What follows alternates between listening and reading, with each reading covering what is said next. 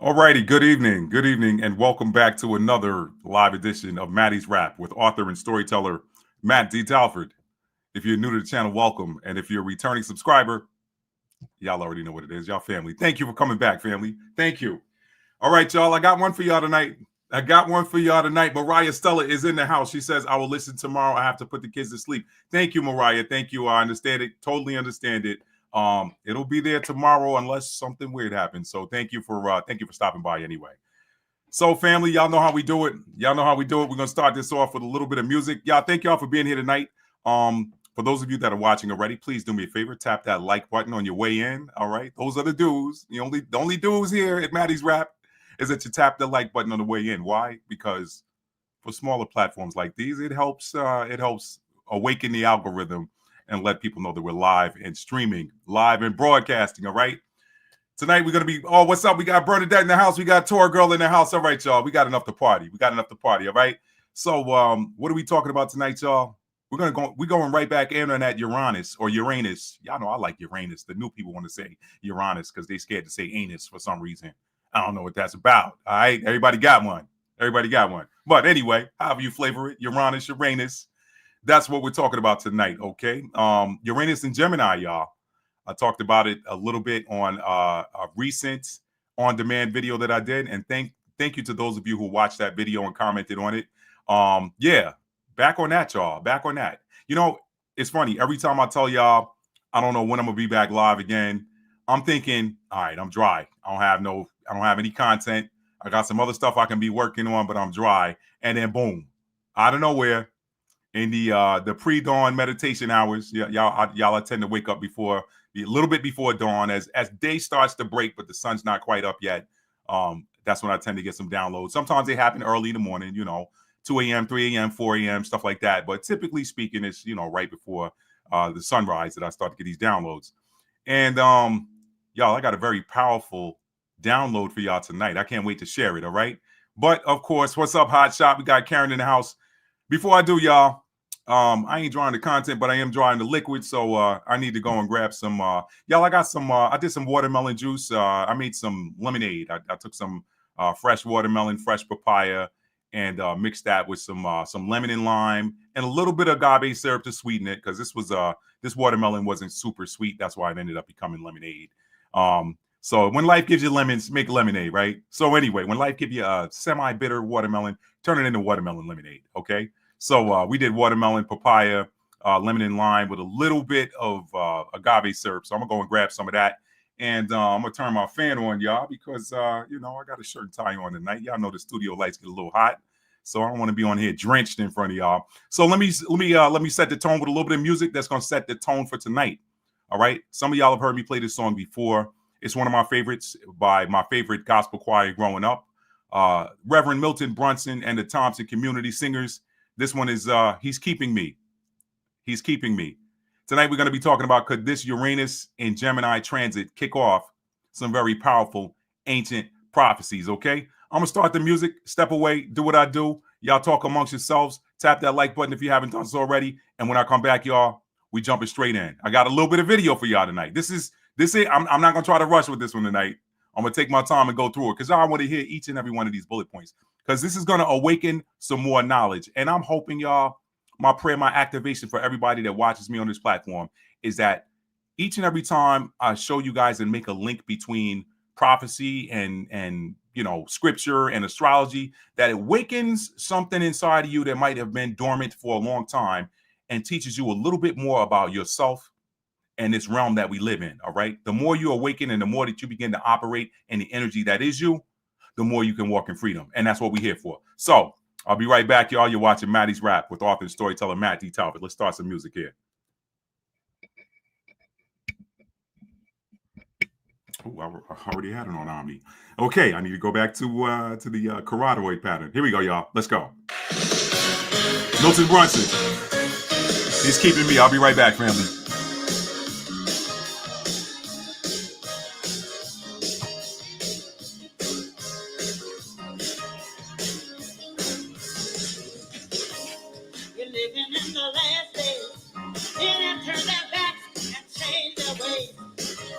Running rapid all over the land. Life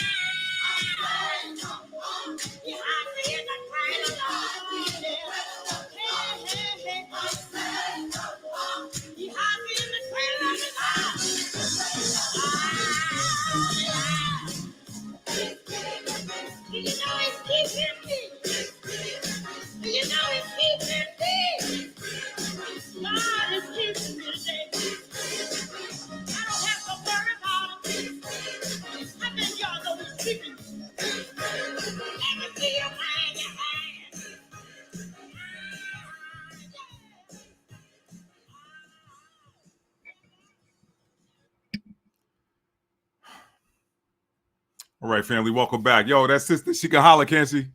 She can holler. She hollering on pitch. I like that. I like that. If you're going to holler on pitch, right? Don't be hollering out of key with the song. You know what I mean? How the musicians looking at you funny, like, do we need to transpose this, go up a key, down a key, whatever? You know what I mean? Nah, she hollering on key. What's up, family? Oh, we got Angie's memes in the house. What is up there, Mariah? What's up? What's up? She's sorry, Angie's available right now. Okay, all right. Maya, okay, that's all right. That's a no. Don't apologize. They're all on YouTube. Jojo Max said he's just in time. Hey, chat. What's up, fellas? What is up? What is up? All right, y'all. Let's get this thing started. Let's get this party started. Oh, we got Cassandra in the house. What's up, Cassandra? What is up? All right, y'all. All right, everybody tapping in. All right, Tora Girl said, I was hearing about the rapture in September. Pam Gregory gave some dates of the great upgrade and how some people will be getting a great upgrade in that month. Any thoughts? Tora Girl, I have not seen Pam Gregory's video yet. I got it queued up to watch it, but I haven't seen it yet. I've been so busy. Been so busy with this book. The book is at the printer, y'all. The book is at the printer. So, oh man, I can't wait to start shipping those, y'all. Y'all do me a huge favor. Those of y'all that reserved pre-release copies of the collector's edition, y'all make sure that y'all take a picture of the book and put it on your social media for your boy. That helps out. It helps out, all right? Every bit helps, especially when you are independent, all right? So, yeah, no, I haven't seen it yet, but I'll tell you what, there's a lot of people talking about September, and I'm going to be talking a little bit about that tonight. I'm going to show y'all the video, but y'all know, listen, I'm not afraid to be wrong. That's one thing about me. I think that's one of the things that makes me successful is, one, I'm not afraid to put myself out there, and two, I'm not afraid to be wrong. I'm never going to give somebody any advice that's going to be like dangerous for them. So, but as far as me making a prediction, if I'm wrong, I'll tell y'all, look, I was wrong. I don't care. I don't have an ego like that. I don't. So, but y'all do know that in the summer of 2024, I said that I asked the question in the form of a video. I said, could 2025 be the great second Exodus that's been prophesied for so long? So we're going to be talking about some prophecy tonight, y'all. Could this Uranus, they're not going to get me. They're not going to get me to go modern. Could this Uranus and Gemini transit kick off some very powerful ancient prophecies, y'all? Let's find out. Okay? All right? So thank y'all for being here tonight. Thank y'all, man, again, to the new people that found the thumbnail and the title interesting enough to click on. Welcome. And to my returning family members, y'all know once y'all come back a second time, you're not a guest anymore. You're family once you come back a second time and more. So thank y'all for being here tonight. Now, let me open up the way I do. I'm going to read what I wrote, okay? Could this Uranus and Gemini transit kick off some very powerful ancient prophecies? In tonight's live stream, we will go deep into looking at the significance of this. Y'all, I'm trying to get better with this microphone. If it were here, it would sound better, but you know what? Maybe I need to get one of those things that hangs it upside down and the overhead. I don't know. But anyway, y'all can hear me, so it's all good. In tonight's live stream, we will go deep into looking at the significance of this current Uranus transit. Uranus, the ordinance of sudden, y'all notice I said ordinance this time. I went back biblical with it. I went Jeremiah 31. I didn't call it a planet. I didn't call it an energy, even though it is energy.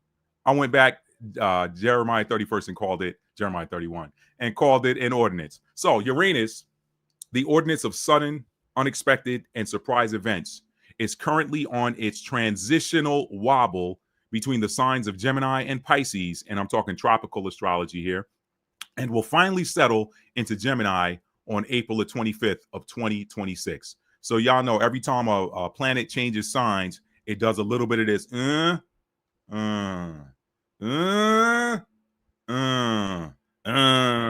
it's in the sign, so it wobbles. It goes retrograde a little. It enters 0 degrees of that new sign. It'll typically go. It might go up to 1 degree, then it'll go retrograde back a degree or 2 degrees, maybe 3, and then come back forward again. It might retro one more time, and then it goes forward, and then we're in it. So it just depends. With this one, we're in Gemini right now, but we're going retrograde next month, and then it's gonna finally settle into. So it's got a little bit of time back in Taurus, and then it's gonna go direct back in Gemini, and it's gonna sit there for 7 years. So pardon me for one moment.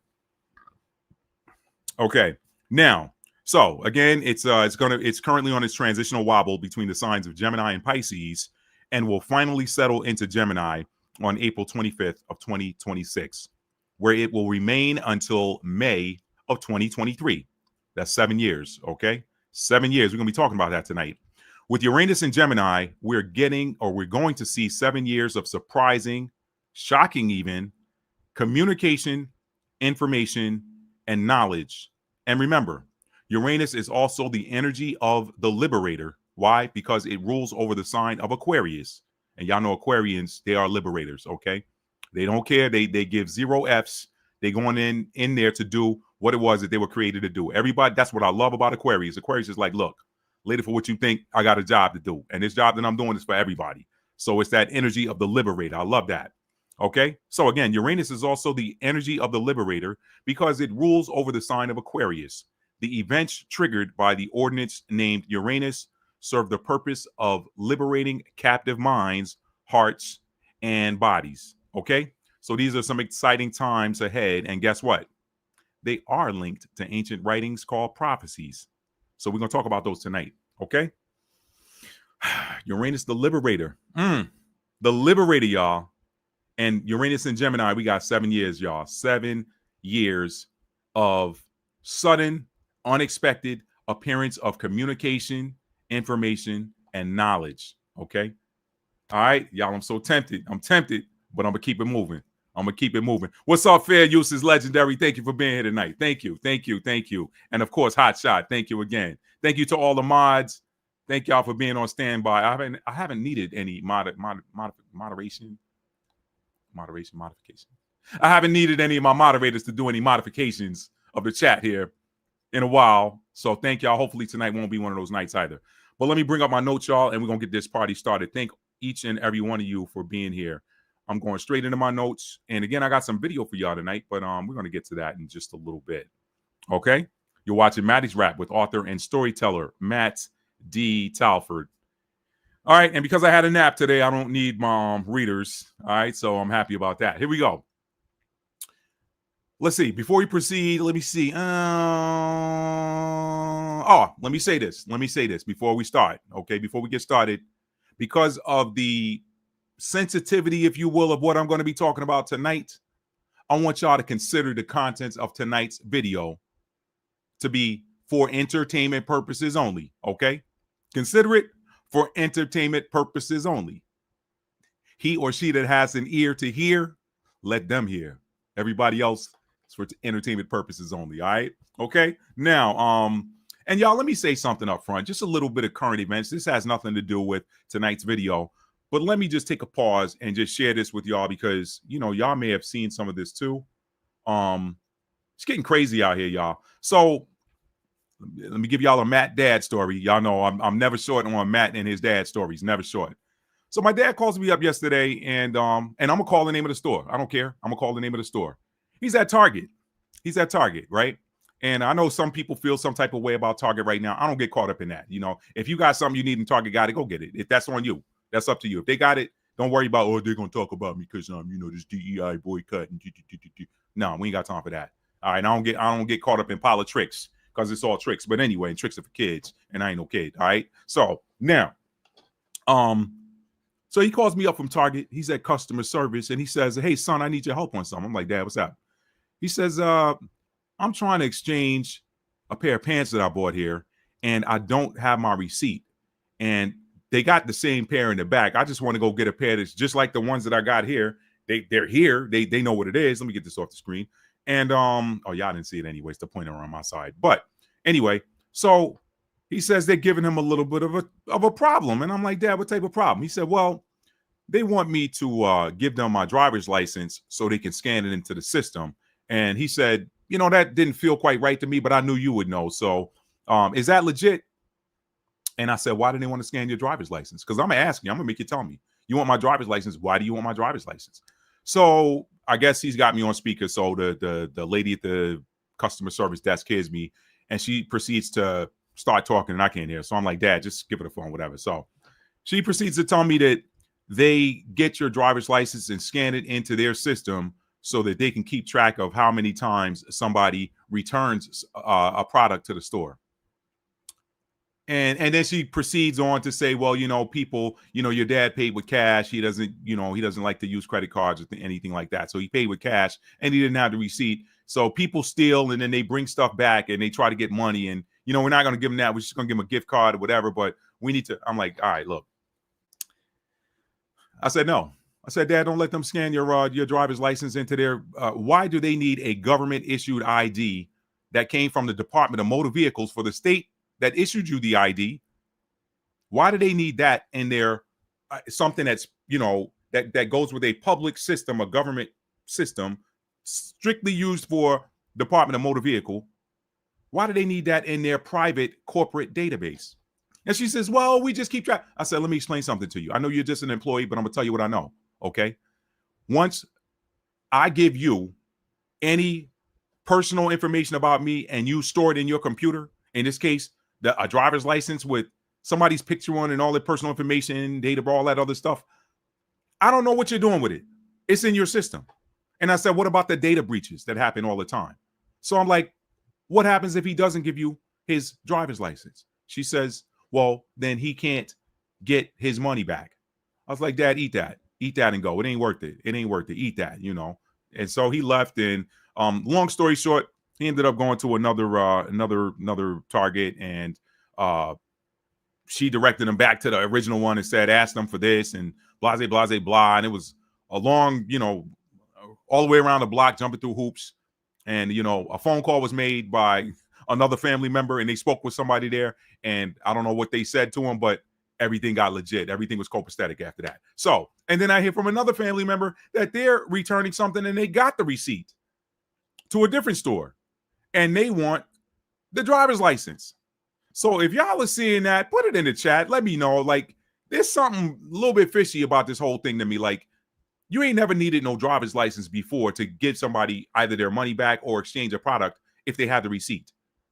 In one case, they didn't have the receipt. In the other case, they did have the receipt. In both cases, these are corporate retail stores that want to scan the driver's license into their computer of a private citizen.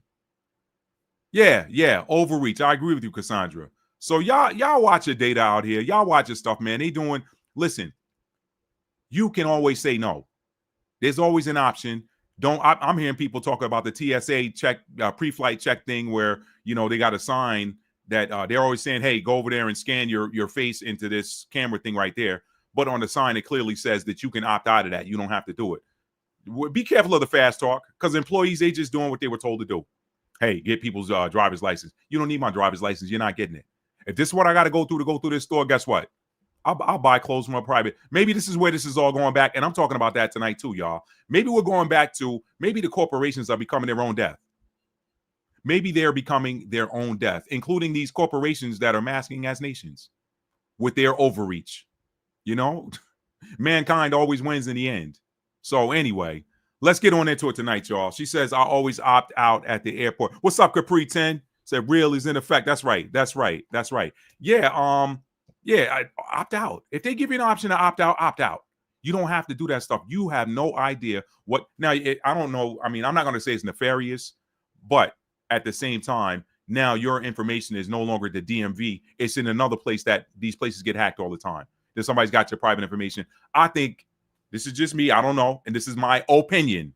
Okay.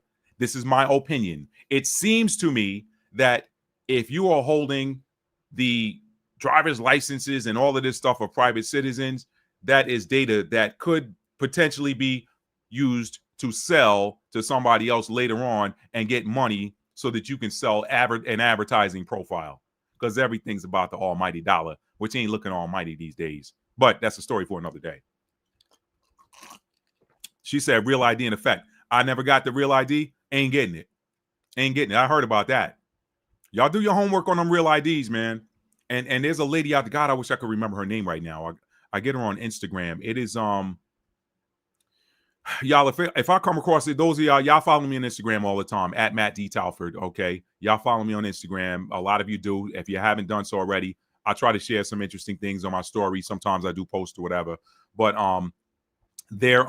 if I can remember what that channel name is on Instagram, I'll share it in a story or something like that, or a post or something like that. But it was very, very interesting. I think I saw her on the Jimmy Dore show.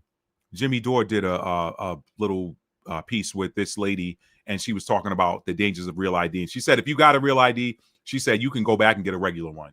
She said, you don't have to keep that in effect. So, y'all, it's getting crazy out there. It's getting crazy, but it ain't going to stay crazy, because guess what? Esdras chapter 6 is kicking in. As the second Esdras chapter 6, verse 9. For Esau is the end of the world, and Jacob is the beginning of the world to follow. Who's Jacob? Pound just saying. Okay. So now she said, I was just going to say that, Matt, it's to sell people's information. Yeah. It definitely seems that way. It definitely seems that way, Cassandra.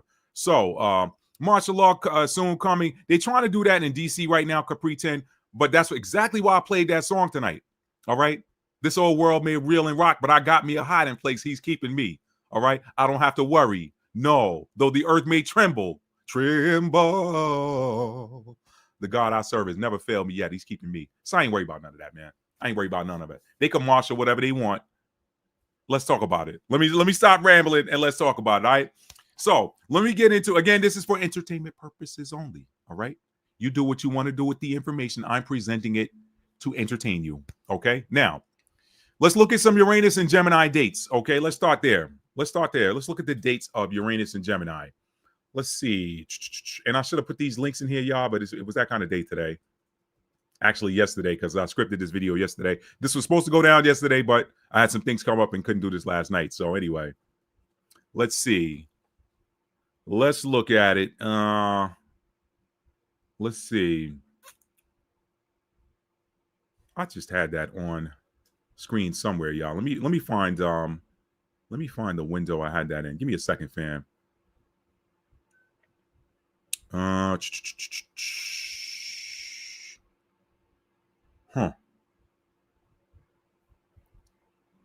Is this it? If this world were mine, I would place at your feet all that I own. That's not my voice range. I'm down. You've been so good to me. If this world were mine, I'd give you the flowers, the birds and the bees, and with your love beside me, that would be all I need. If this world were mine. Almost there, fam. I'd give you anything. If this world were mine. All right, we can look at this one. This is an interesting page here. Let me copy this one. The world would be yours, baby. The world would be yours. All right, I'm going to share this to the screen, y'all. Let's just look at the date real quick. Taking my time, y'all. I'm not going to try to play myself by saying it's going to be a quick video, but I'm going to move through it. All right, here we go.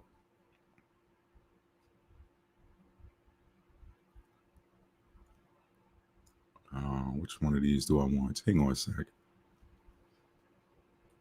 I would make you a king with wealth untold. You could have anything if this world were mine. I'd give you each day. All right, here we go. All right, y'all. Uranus, or Uranus for you proper people. They're scared to say anus. July 7th, 2025. This is the transit we're in right now. Uranus is in Gemini, okay? November the 8th is going to go retrograde back into the sign of Taurus. It's going to start that retrograde motion in September, where it starts moving in the opposite direction and or giving the appearance of moving in the opposite direction. Typically what happens is these planets kind of wait for the signs to catch up, is the way I understand retrogrades work. The planets don't go, oops, let me go back that way. It's just kind of a go, wait, let everybody catch up, go, let them catch up. All right, we in sync now, let's move. So Uranus enters into, it goes back retrograde in Taurus on November the 8th. And then April 26th of next year is going to go back into Gemini, where it's going to sit until August the 3rd, 2032. Okay, 7 years. 7 years. Now, let me stop sharing that. And let's talk about the significance of 7 years. Okay, 7 years. Y'all kind of know where I'm going with this. What's up, Lady Dagger Status? Thank you for joining. Y'all kind of know where I'm going with this. 7 years. Y'all ever hear this thing called the 7-year tribulation period? Okay. Have y'all heard of this thing called the 7-year tribulation period? Let me find that. Let me pull that scripture up. I believe that's in Revelation. And I thought I had written that down, y'all. Y'all listen, your boy, I'll be all over the place sometimes. Y'all bear with me. Let's see. Let's see.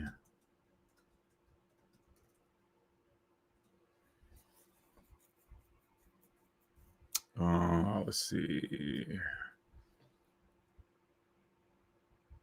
Okay, no, I didn't have it in my notes. Let's see. two references. We got Matthew 24 and 21, and then Daniel 9 and 27. Let's look at that. Let's look at those, not that. Let's look at those. This or that. This or that. You can get with this or you can get with that. All right, let's see.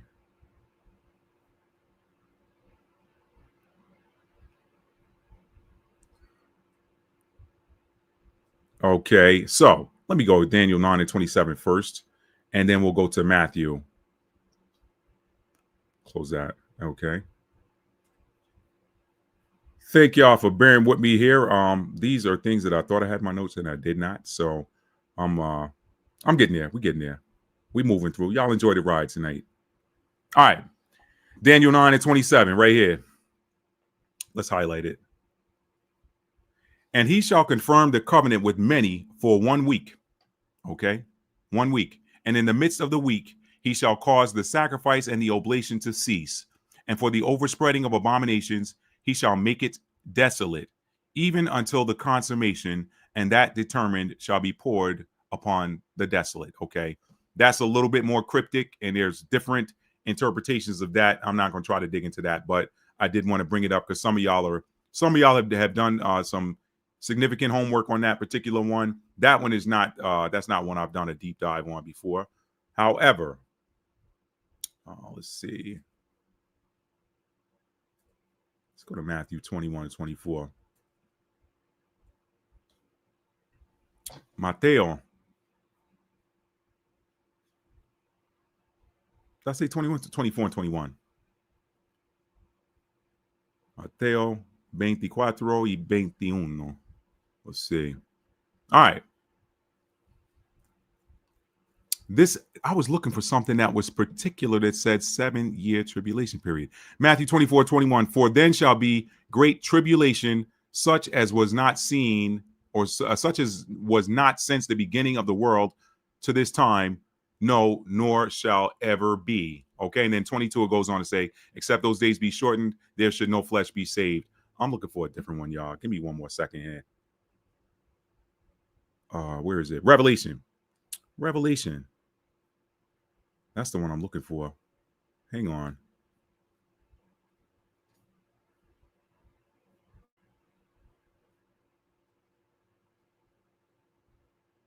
All right.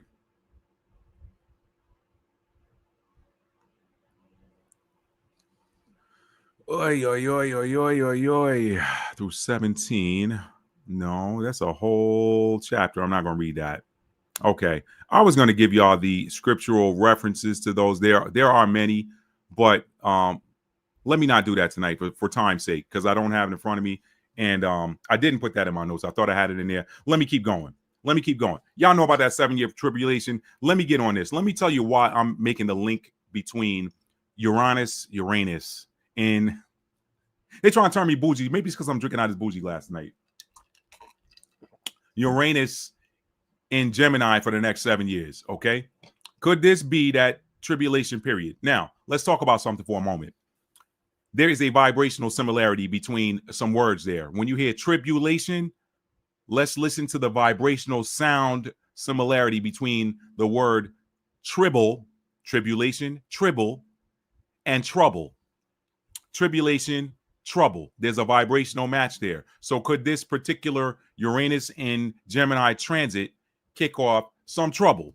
Okay. And there's another word in that tribulation as well that you could play with. The word tribal. You got trouble and tribal that are sort of a vibrational match for the word tribble in tribulation. You got to be careful with English, because English language plays tricks all the time. They hide stuff right in front of your face in the English language. So when you're talking about tribulation, okay, for 7 years, even the word tribulation.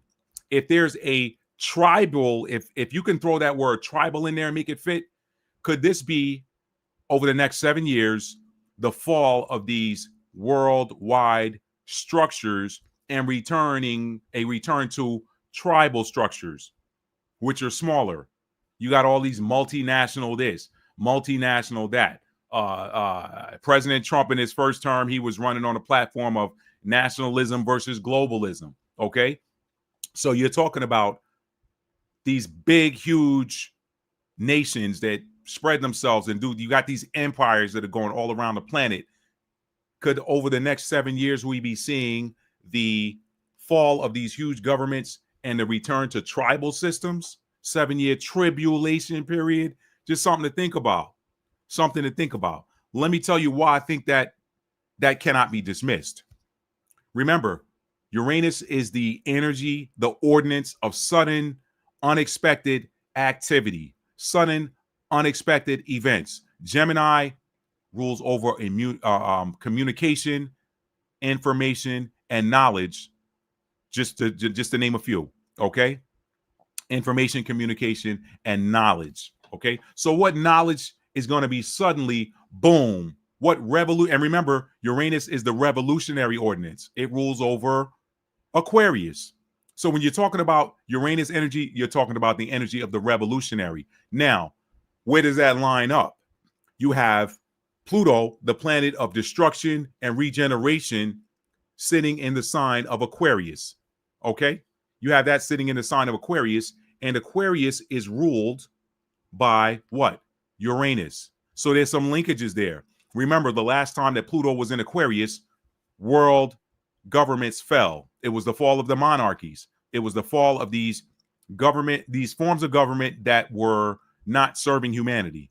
They were not serving the greater good. They were self-serving or serving the interest of the few and not the many. So you had 3 major revolutions the last time that Pluto was in Aquarius. You had the French Revolution, the American Revolution, and the Haitian Revolution. Okay? So we are back in that revolutionary energy, and the planet of revolution, which is Uranus, that's a divine synchronicity between Uranus and Pluto right now. That's a portal, even if you will, a portal between Uranus and Pluto. Pluto is in the sign of Aquarius. Aquarius is ruled by Uranus. Uranus is in the sign of Gemini for the next 7 years. So could it be that Pluto is in Aquarius for the next 20? So could it be that the information that is coming forth during this Uranus in Gemini period, could that trigger more of this revolutionary energy? What's coming out, y'all? What is coming out? A lot of y'all are seeing the sudden, unexpected appearance of information and knowledge right now. I'm seeing it. It's the energy. It's the energy of the cosmos right now. I told y'all all astrology is meteorology of the cosmos. Y'all look at meteorology. Y'all people got no problem turning on the weatherman to find out what the weather's going to be for the next 7 days. But when you start talking about what the weather's going to be for the next 7 years, people don't want to look at that, because the church establishment, which we know now is a fraud, it's not in cosmic alignment. Yeah, I am so free right now. I am so free. And this is because of the sudden, unexpected appearance of information that came to me a couple of weeks ago when I dropped that video illustrating how, wait a minute, religion lives in the 9th house. The 9th house is ruled by Sagittarius, which is ruled by Jupiter. Why? Sagittarius is in the 9th house. That's about freedom and expansion, higher knowledge. Why is it that religion is so restrictive when it's supposed to be a 9th house function? And restriction is not a function of Jupiter, but a function of Saturn. Then it all clicked for me. You can't get me back in that anymore. I'm free. My mind is free. You cannot get me back in that. I understand now. Now we know what the Messiah was teaching and why the religious establishment went after him. It was because it was false religion. All right. Let me keep it moving. Because y'all know I get hung up on a point. Okay. Let me keep it moving. So over this next 7 years, we know that we are in the energy of Pluto in Aquarius. We know what happened in the world the last time Pluto was in Aquarius. We're seeing these governments now looking real shaky. We're seeing these unrighteous governments looking real shaky right now. Okay. And we're getting information that's coming out of the ether all of the time, out of the blue. Boom. Uranus energy, sudden, unexpected. Gemini, information, knowledge, and communication. So things are going to be coming out. Words are going to be spoken and revealed. Revelations are going to be made. Some of these revelations are coming in the form of artificial intelligence. Okay. Now I don't get deep into that, but there's a lot of stuff that people are learning now by watching AI. AI to me is an intelligent database. It just rapidly pulls in all of the information that's available out there that's been fed into it. and it's giving you this information. And it's like, wow.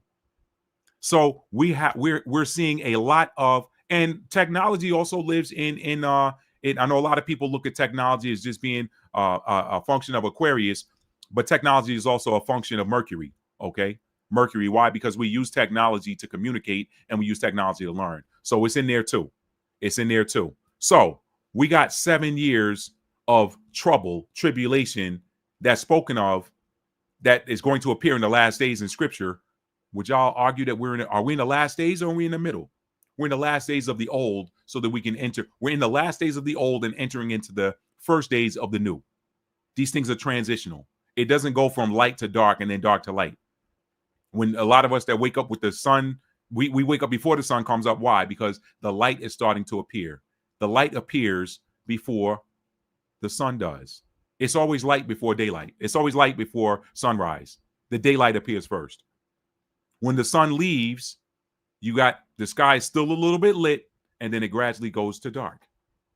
So we're in that shadow period, y'all, where the old is dying off and the new is appearing. We're getting into that new. It's happening. It's happening. So tribulation, do we have 7 years of trouble coming? I would say yes. Why? Because we're in a Pluto in Aquarius transit, and that's upheaval energy. That is upheaval energy. Why? Because Aquarius is upheaval energy. It's innovation, but it's also upheaval. Why? Because it's ruled by Uranus. So I would say that this could be the kickoff of the 7-year tribulation period. What's going to trouble somebody? What's going to trouble them? Could it be Jeremiah 16:19? O Lord, my strength, my refuge, and my fortress. In the day of their affliction, the Gentiles shall come unto thee from the ends of the earth and say, surely our fathers have inherited lies. How do you know you're inheriting a lie unless some information comes forward to show you that what you've been doing was a lie all along? I think this is it, y'all. I think this is the kickoff of the 7 years of tribulation. People are going to be troubled by the information that's coming out. People are going to be troubled by the communication that's coming out. With this Pluto in Aquarius and Uranus in Gemini, it's good times for some, rough times for others. How you want to look at it. That's why I played the song that we opened up with, He's Keeping Me. I'm not worried about any of it. Okay? Come on, bring it. Bring it. I'm ready for the world to go. I'm ready for the light to return. It's been dark long enough. Okay? And not only the trouble, not only 7 years of tribulation, but 7 years of tribulation. When these systems fall, you're going to see the return of the tribes. Y'all do what you want with that. All right? That's all I'm going to spend on that. Next point. Okay? Next point. And I got some scripture in here. I can tell now by looking at my notes that I was jumping all over the place when I wrote these. But this is what happens when you get a download. Okay. Now, there was a passage of scripture that I was supposed to read, and I don't see it. But guess what? The Mercury retrograde is still there. I just knew I had written this, and I didn't. But I'm going to bring it up right now. So remember the 400-year prophecy with Abraham I believe it was from Genesis, the 15th chapter. Let me pull that up. I think that's Genesis 15. I want to show y'all something here. Okay. I cannot believe that this is not showing up in my notes. I just knew I'd written them, y'all. But that's what happens during the Mercury retrograde sometimes. So give me just a minute. Thank y'all for being here tonight. All right. All right. So let me read this 400-year prophecy because I think this plays in, y'all. It kind of went to bed a little bit after 2019. You had a lot of people hype. They were talking about that 400-year prophecy. Let me read it because I think we need to talk about something here. This all ties into the Uranus and Gemini, y'all. Stick with me. Here we go. Let me share this to the screen. And I'm gonna stop periodically tonight and look at our comments, y'all. I want to try to stay with y'all instead of trying to catch up later. Let's see. Okay, let me make sure it's on the screen. It is. Okay. Genesis 15, chapter 12 through 14. Time out. Genesis chapter 15, verses 12 through 14. Verses 12 through 14. Okay. I'm gonna get through it, y'all. Here we go. And when the sun was going down, a deep sleep fell upon Abram. And lo, a horror of great darkness fell upon him. And he said unto Abram, know of a surety that thy seed shall be a stranger in a land that is not theirs, and shall serve them, and they shall afflict them 400 years.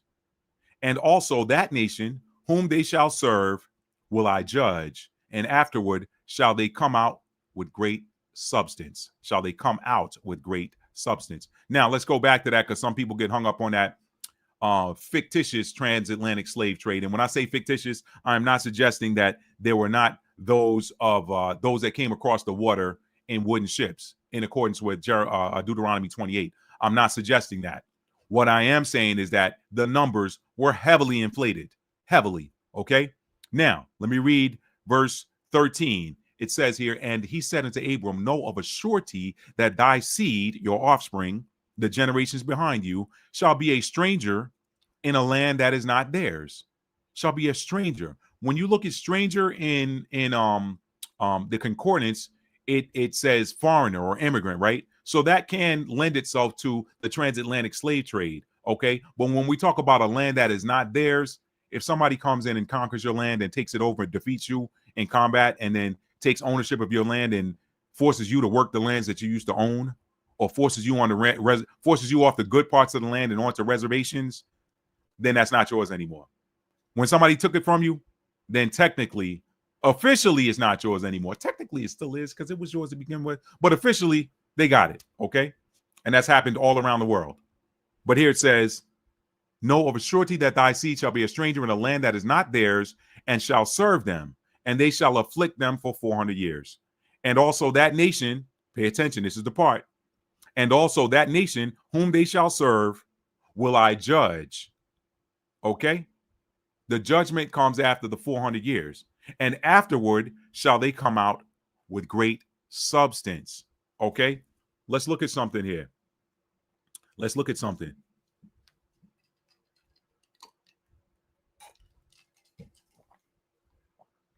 Okay. Let's look at something here. Come out with great substance. Come out with great substance. We still on the 7-year troublation period, the 7-year tribulation period. Okay.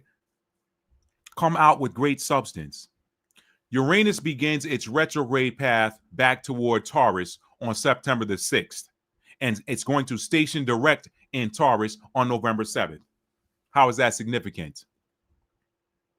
This, y'all, we could be closer than we even know to the explosion of some of these biblical prophecies. We could be closer than we even know. Why is this significant, Matt? Why does that come out with great substance jump off the page at you? Let's bring it back up. Why does that jump off the page at you, Matt?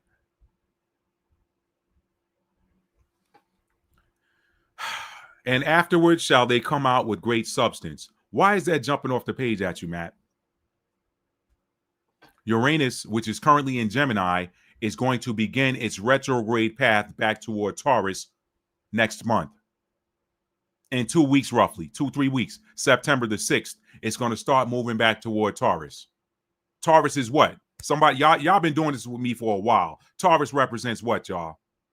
Does not Taurus represent wealth, abundance, material possessions? And afterward shall they come out with great substance. Uranus, 7 years in Gemini. What information, what communication could be coming forth that puts the recipients, the subject of that 400-year prophecy, into a situation where they're coming out with great substance? When Uranus is in Gemini, it is the unexpected surprise communication energy. When it's in Taurus, it's unexpected surprise wealth, monetary gains, material possessions, acquisitions, surprise. Surprise, surprise. Uranus is surprise energy, sudden, shocking, revolutionary. Gemini is communication, but is moving retrograde into Taurus. Taurus is about materials, my stuff. Give me my stuff back. So it's going to be retrograde in Taurus from November until what? May of next year? I think it was May, I said. Yeah. 2026. April, May. April, May is when it's going back into Gemini.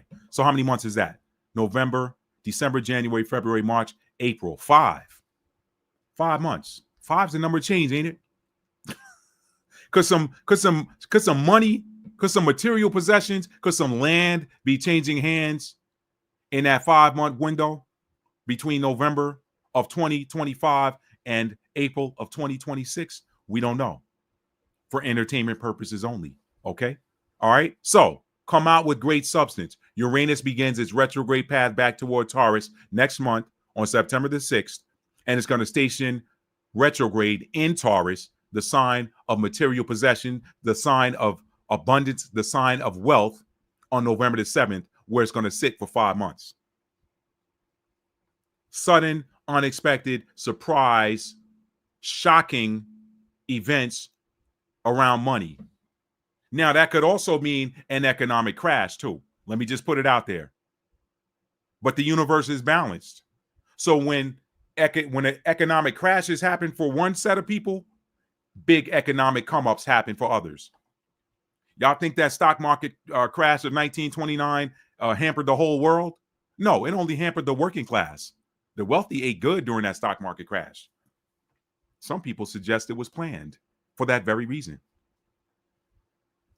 Let's keep it moving, y'all. Let's keep it moving. Just want to give y'all some stuff to think about. This is for entertainment purposes only. Okay? This is for entertainment purposes only. And now look at this being the I did have it in there, y'all. I did. Okay. I found another. I had my link in there. It was in there. It was just further down in the notes. It's okay. We got the transits up. So now let's talk about the next point.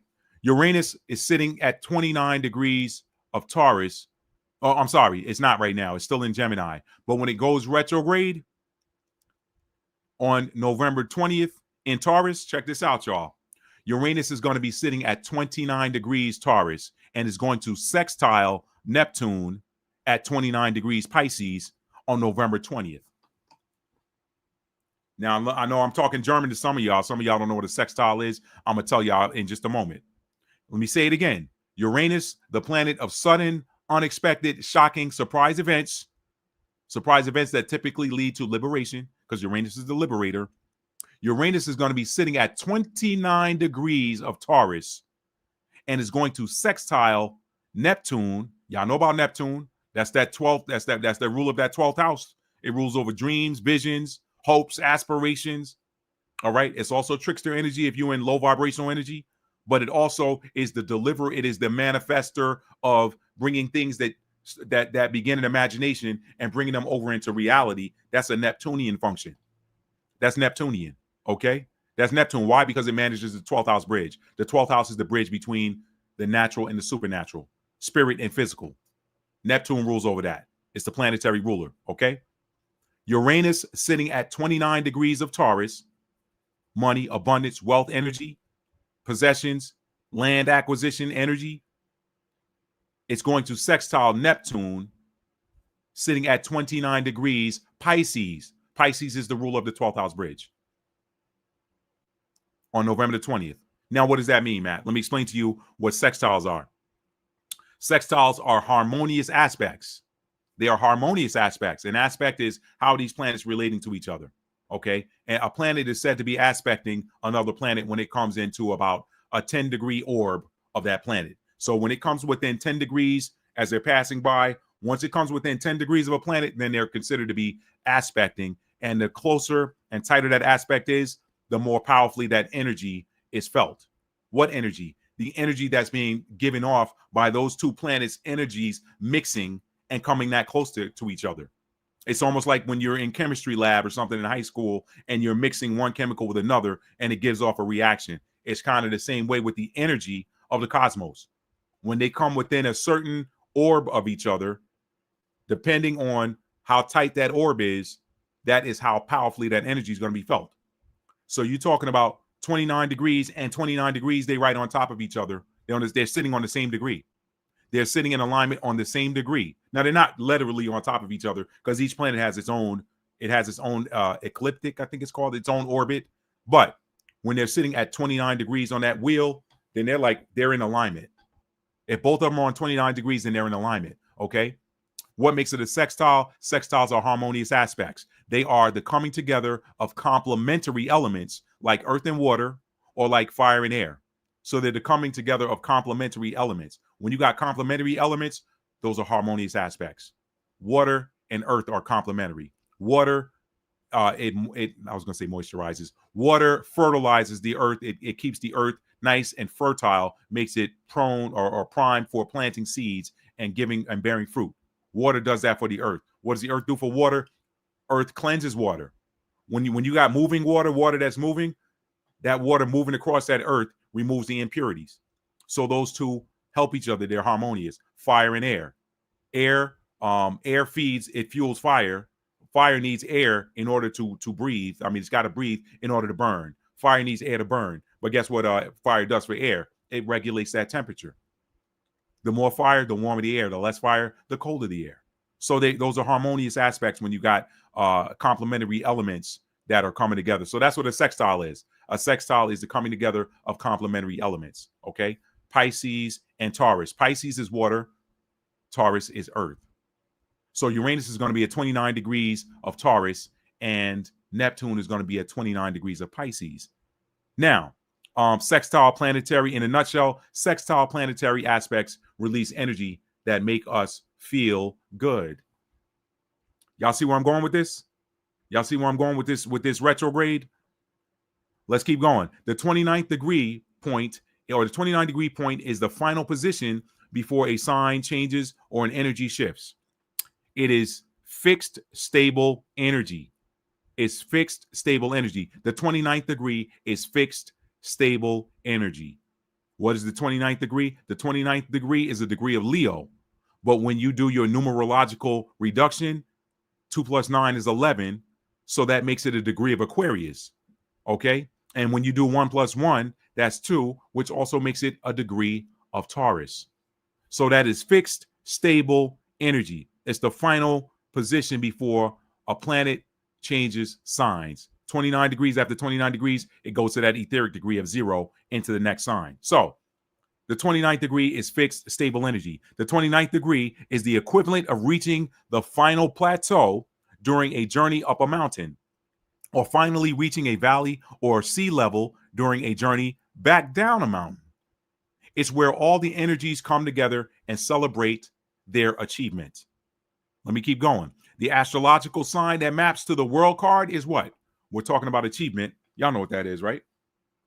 If we're talking about achievement, finally reaching a plateau, finally reaching a destination, finally hitting achievement. Let me see my people who are up onto that. Let me see what y'all gonna put in the chat. What sign would you say that is? When you reach the plateau and you've achieved something, what sign is that? Somebody want to tell me? What sign is that? What astrological sign is that? Reaches a plateau, it achieves something. I know y'all know this one. There we go. Capricorn. Not Sag so much, Capricorn. You got it right. Okay. Now, so we're talking about Capricorn energy. So let me show y'all the connection there. I'm teaching y'all. These are just notes. I'm going through my notes tonight. Okay. That 29th degree is where all the energies come together and celebrate their achievement. The astrological sign that maps to the world card in the world card in tarot deck. The world card is the end of the cycle. Okay. That world card is Capricorn energy, and that's the sign of achievement, accomplishment, success, and completion. Now, keep this in mind. Capricorn energy always finishes what it sets out to do. It may take time, but it's going to achieve that which it set out to do. Where do we see that in scripture? Right here.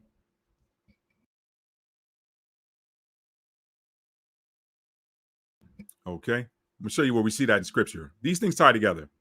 They tie together, y'all. Told y'all the Bible's not a religious book. It's a spiritual book. Okay. Here we go. Let me share this on the screen. Been saying this for years. We here now, y'all. We're here. Here we go. Now, again, we're talking about Capricorn energy, that 29th degree, always finishing what it now the 29th degree, that's not a degree of Capricorn, but when you're talking about what it represents, the 29th degree being all those fixed sign energies, that card in a tarot deck is the world card. That's the last of the major arcana. The major arcana represent spiritual energy when you're talking about tarot, okay? And so the world card is the final one. It's got all 4 fixed signs on it. It's got Scorpio, Aquarius, Taurus, and which one am I missing? Taurus, Aquarius, Scorpio, and Leo. Leo, that's the other one, fixed fire. Okay, you see all 4 of those signs present on the world card. The world card itself is a card of Capricorns, Capricorn card. Now, let me, when you talk about something being when you talk about that energy finishing what it sets out to do, let me show you where that shows up in scripture.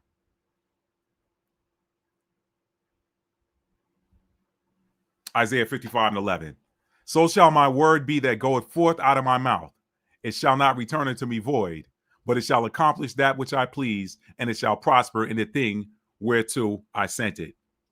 That's 29-degree energy. That's world card energy right there. Isaiah 55:11. All right. Okay. 55:11.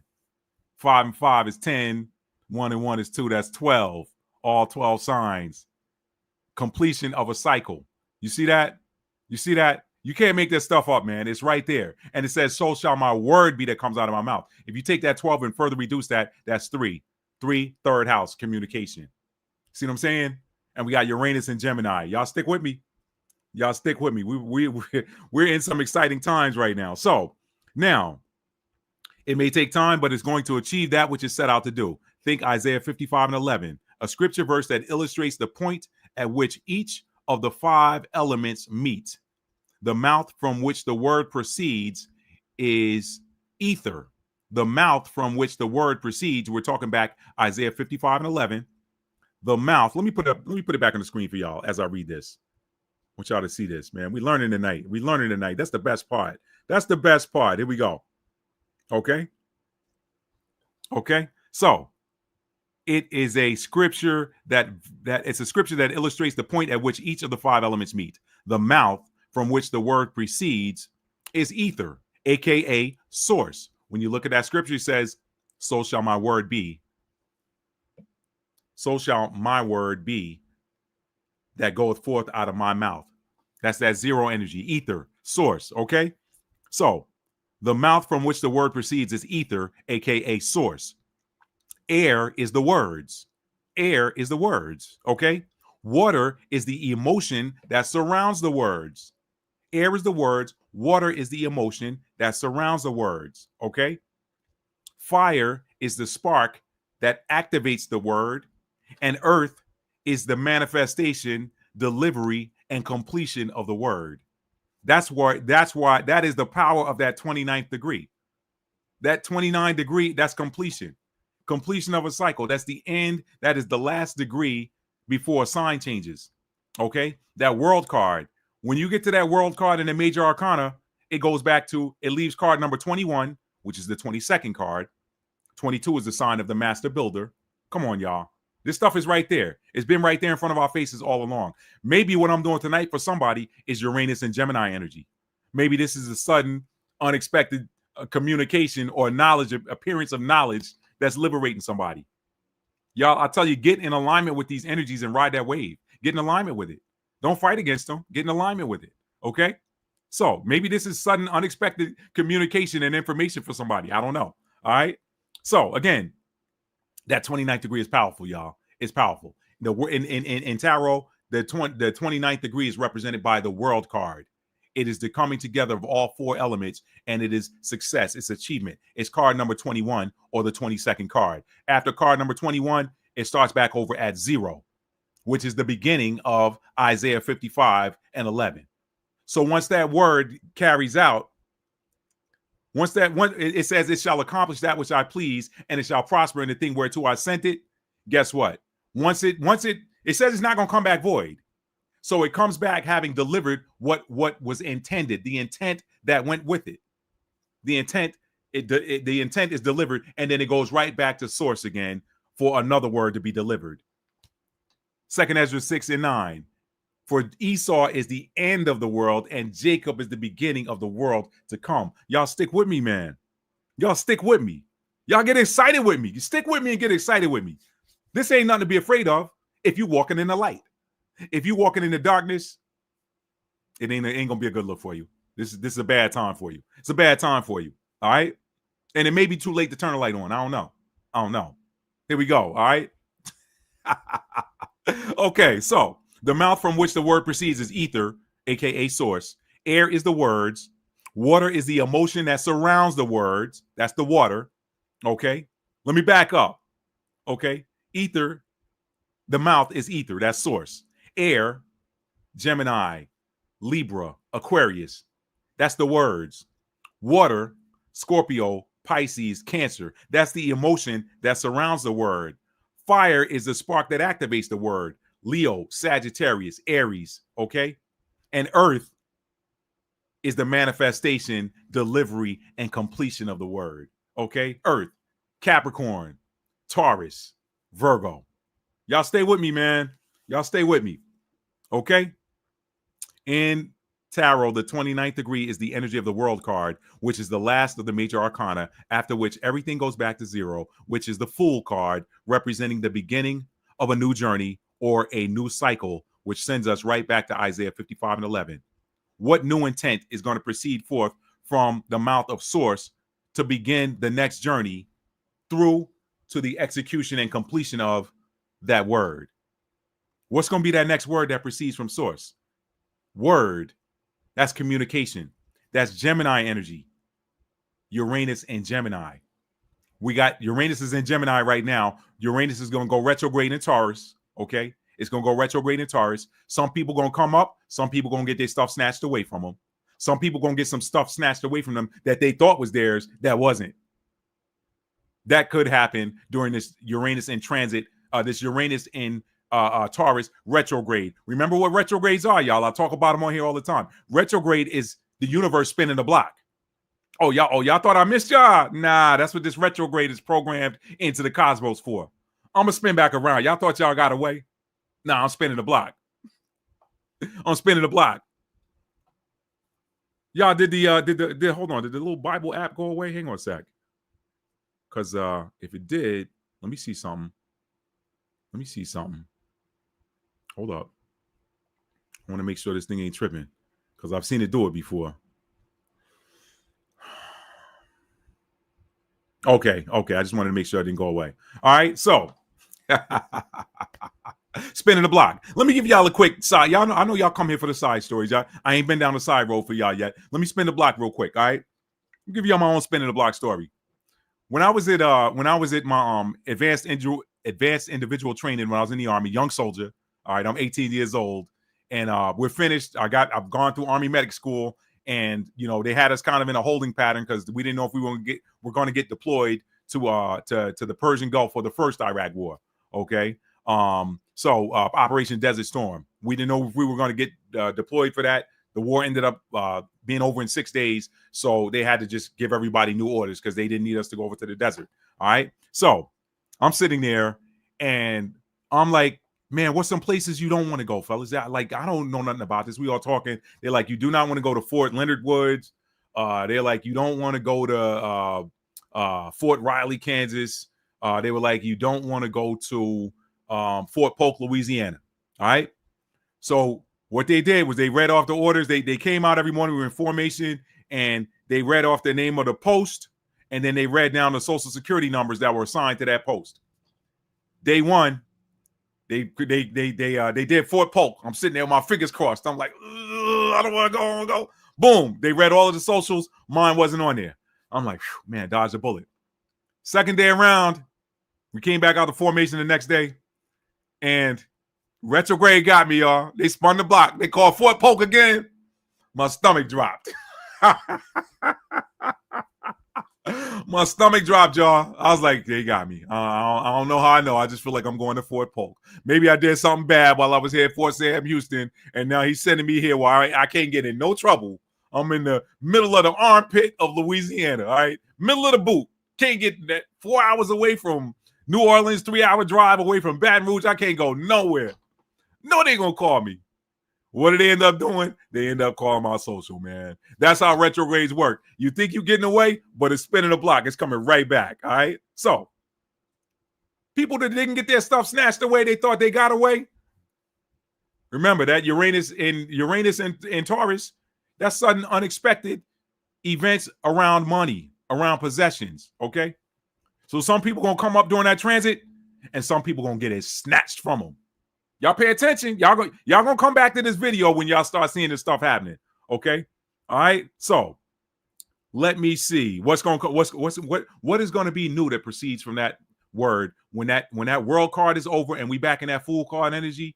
What's going to proceed from the mouth of source, y'all? Zero energy is source energy. What's the zero card is the fool card. That's the beginning of the journey. They call it the fool's journey in tarot. You don't know where you're going, but you're going. All right. Uranus. That's a Uranus card too, by the way. Planetary card that goes with the fool card is Uranus. Sudden, unexpected, surprise events. Let me move on, y'all. Let me stop and read some comments real quick. See what we got, y'all. Y'all see me smiling over here, man. Y'all be happy as I don't know what. When I'll be getting geeked up, man. Let me see what we got. Let's see. And they say the 7-foot tall black aliens in chariots coming in November around election time. Yo, I'm be talking about that. Okay.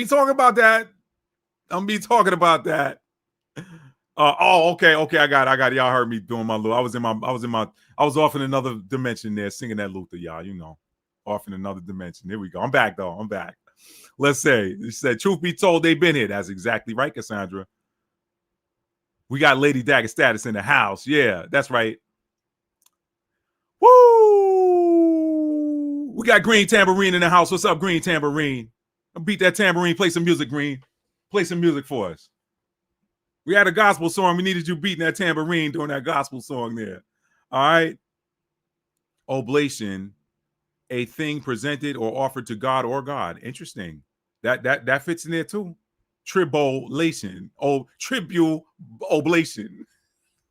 Y'all, I'm tripping tonight. All right. What else we got here? Green Tambourine said trials, tribulations, a series of difficult or painful experiences, hardships, or struggles that someone endures. It encompasses the many challenges, problems, and suffering one faces throughout life. Well, could this be the kickoff of those 7 years? She said trouble from the tribes. Yep. And trouble for some of the other tribes of the earth. Trouble for some of the other tribes. I like tribulation. I think we're moving back to a tribal, you know, think about it. If a rock fell out of the sky and wiped out the grid and there was no more electricity and no more structure, no more infrastructure, guess what you'd be right back to? Tribes. We got 22 in the chat right now. It's a powerful number. I love it. Let's go. Let's keep it going here, y'all. It's a gradual change. It sure is. Jacob's Troubles. We're going to be reading that tonight, Capri 10. Y'all on it. We're going to be reading that one tonight. Truth always been here. They're already on all social media saying their founding fathers lied. What, Cassandra? What? Cassandra, you're going to have to send me a DM on Instagram and share some of them videos with me. I'd love to see that. If you on IG, hit me up at Matt D. Talford. Send me a DM with a link to one of those videos. I'd love to see it. Transatlantic told in reverse. Yes and no. I know a lot of people saying it was told in reverse. I'm still in alignment with Joel chapter 3, where it says, "My children have you sold to the Grecians, so that they could be removed far from their border." What verse is that? Let me look at that real quick. Joel. That was Joel chapter 3. Joel 3. Joel 3 and 6. The children also of Judah and the children of Jerusalem have you sold into the Grecians, that you might remove them far from their border. That works both ways. That works if you're selling them from here and sending them somewhere else, or if they were somewhere else, 1948 state, and in 70 AD, you remove them from there. So you can go there and claim it in accordance with Malachi chapter 1. Don't get me started. All right? Don't get me started. Anyway, where am I? Let's see. She said, I think so too, Matt, because remember, they changed the dates and times. That is true. That is very true. That's very true. Cassandra said, we're getting all our ish back, known and unknown. Absolutely. No doubt about it. Known and unknown. No doubt about it. Torgo said, she said, give my stuff back. Y'all know give is a word, right? Yo, my family be tripping on me because I don't say give me. I say give. Get my stuff back. Yeah, we're getting it back. For entertainment purposes only, I was wanting a winter home. You got it. You got it. Don't want it. That's all. You already got it. I told y'all I got a palace on the Mediterranean. I've seen it. I've been there. I have been there on the astral plane. Y'all better know who y'all are, man. We multi-dimensional up in here. Facts, Maya reacts. I like that. Facts, Maya reacts. That's bars. That's bars right there. That's bars. She said, thank you, Cassandra. I appreciate that. Thank you. It's a download. It comes through me. It comes through me. I'm just a vessel. I'm just a vessel. Bella is here, y'all. Love that play on words. She said, man, I was dozing off. Spirit woke me up. Classes in session. You got it. You got it. You got it. Thank you. Thank you. Thank you. Reparations, perhaps? I don't know, Bernadette. I don't know. I don't think so. Listen, let me tell you about reparations. I did a video on this years ago. He who did not break you cannot repair you. We give too much credit. Don't get me started, man. These mofos did not break us. They did not break our ancestors. Our ancestors broke themselves when they failed to follow the instruction. I tell people, you need to understand that we gotta look at this thing differently and stop saying God blessed me and God cursed me. I did a video on this some years ago. The blessings and the curses are built into the instruction. When you follow the instructions to a T, you get what comes out of that. If you go and buy a desk from an Office Depot or something like that, and they got the instructions to give you all the tools and tell you step by step how to put that together, when you follow those instructions to a T, you are blessed with a great desk. When you fail to follow those instructions, they tell you to use a screwdriver and you use a hammer and you break something. Well, Office Depot didn't break you. You broke yourself when you broke away from the directions. So we've seen the Japanese get reparations. We've seen the Ish people get reparations. We've seen all of these other people get the so-called the Native Americans getting reparations from the government. Everybody but the real ones. You know why the real ones didn't get reparations from them? Stop giving them credit for breaking us. They didn't break us. The Most High did. The Most High did. So because the Most High broke us, the Most High is giving us the reparation, and the reparation is already in Scripture. He said, I'm going to gather my elect from the four corners of the earth from which I scattered. I scattered them, he said, and placed them back into the land I gave to their fathers. So the reparation is coming from the Most High. This is why I'm one person you don't hear out here beating the horn or blowing the horn or beating the drum for reparation. Now, you can't give me nothing, man. What you going to do is you going to get the up off my... That's what you going to do. It's already mine. What you holding is mine. It ain't yours. What I look like asking you for what's mine? Nah, you going to get up off of it is what you going to do. And then you going to ask me, can you eat? That's how that's going down. It's in Scripture. You going to get up out my... And then you're going to come back and ask me, hey, you got something? Hey, brother, can you spare a dime? Oh, it's going to flip. It's going to flip. It's going to flip. In fact, I think when we stop asking people who did not break us for reparations, that's when the appearance of the reparation is going to show up. Because the reparation is coming from the Most High, from the universal I am presence. He said, I set y'all apart to do something specific, and y'all couldn't do it, so I had to break you for a minute. But now that you've been repaired, now I'm going to give you what I took away from you and then some. These mofos ain't took nothing, man. Stop asking them for them. They ain't had that kind of power. They ain't had that kind of power. I don't give them no credit for that. I don't give them no credit for that. Never have, never will. Never have, never will. But that's just me. That's just me. Don't get me crunk, y'all. Don't get me crunk. She said, yes, 100, moving our people from north to south and vice versa. Yup. That's what I meant, reparation. Okay, I got you, Bernadette. Yes. And in that note, I do agree with you 100%. I do. We will be restored. You can't expect open enemies to do it because they will not do it. Right. That's like asking somebody that stole your bike to give it back. Hey, man, can I have my bike back? Y'all saw what Debo did when dude showed up on Friday. Y'all saw what Debo did when dude showed up asking if he could have his bike back. Yo, Debo, man, Pop's tripping, man. He told me to come over here and get my bike back, man. But it could be like both hours. What Debo do? He didn't get that bike back, did he? All right, y'all. Let me get back on these notes. Y'all. What you got, Day-Day? I know you got something. Better not be hiding from me, Day-Day. Here we go. All right, now, Uranus being retrograde in Taurus represents the last time that we're going to see the sudden, unexpected acquisition of money, resources, land, and or wealth, perhaps life-changing wealth, for a very long time. Why? Because it takes roughly 84 years for Uranus to make a complete cycle through all 12 signs. So this Uranus in retrograde, this Uranus in Taurus retrograde, is going to represent the last time that we're going to see that sudden, unexpected acquisition of wealth. Also, the last time we're going to see that sudden, unexpected snatching away of ownership of property and stuff like that. It's going to represent the last time we're going to see that for another 84 years. So that's the purpose of this retrograde. That's the purpose of this spin in the block. This block spin right here, this one's going to be epic, baby. It's going to be epic. I promise you that.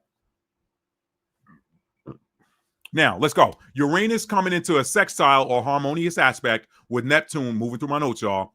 Uranus coming into a sextile or harmonious aspect with Neptune being at 29 degrees Pisces.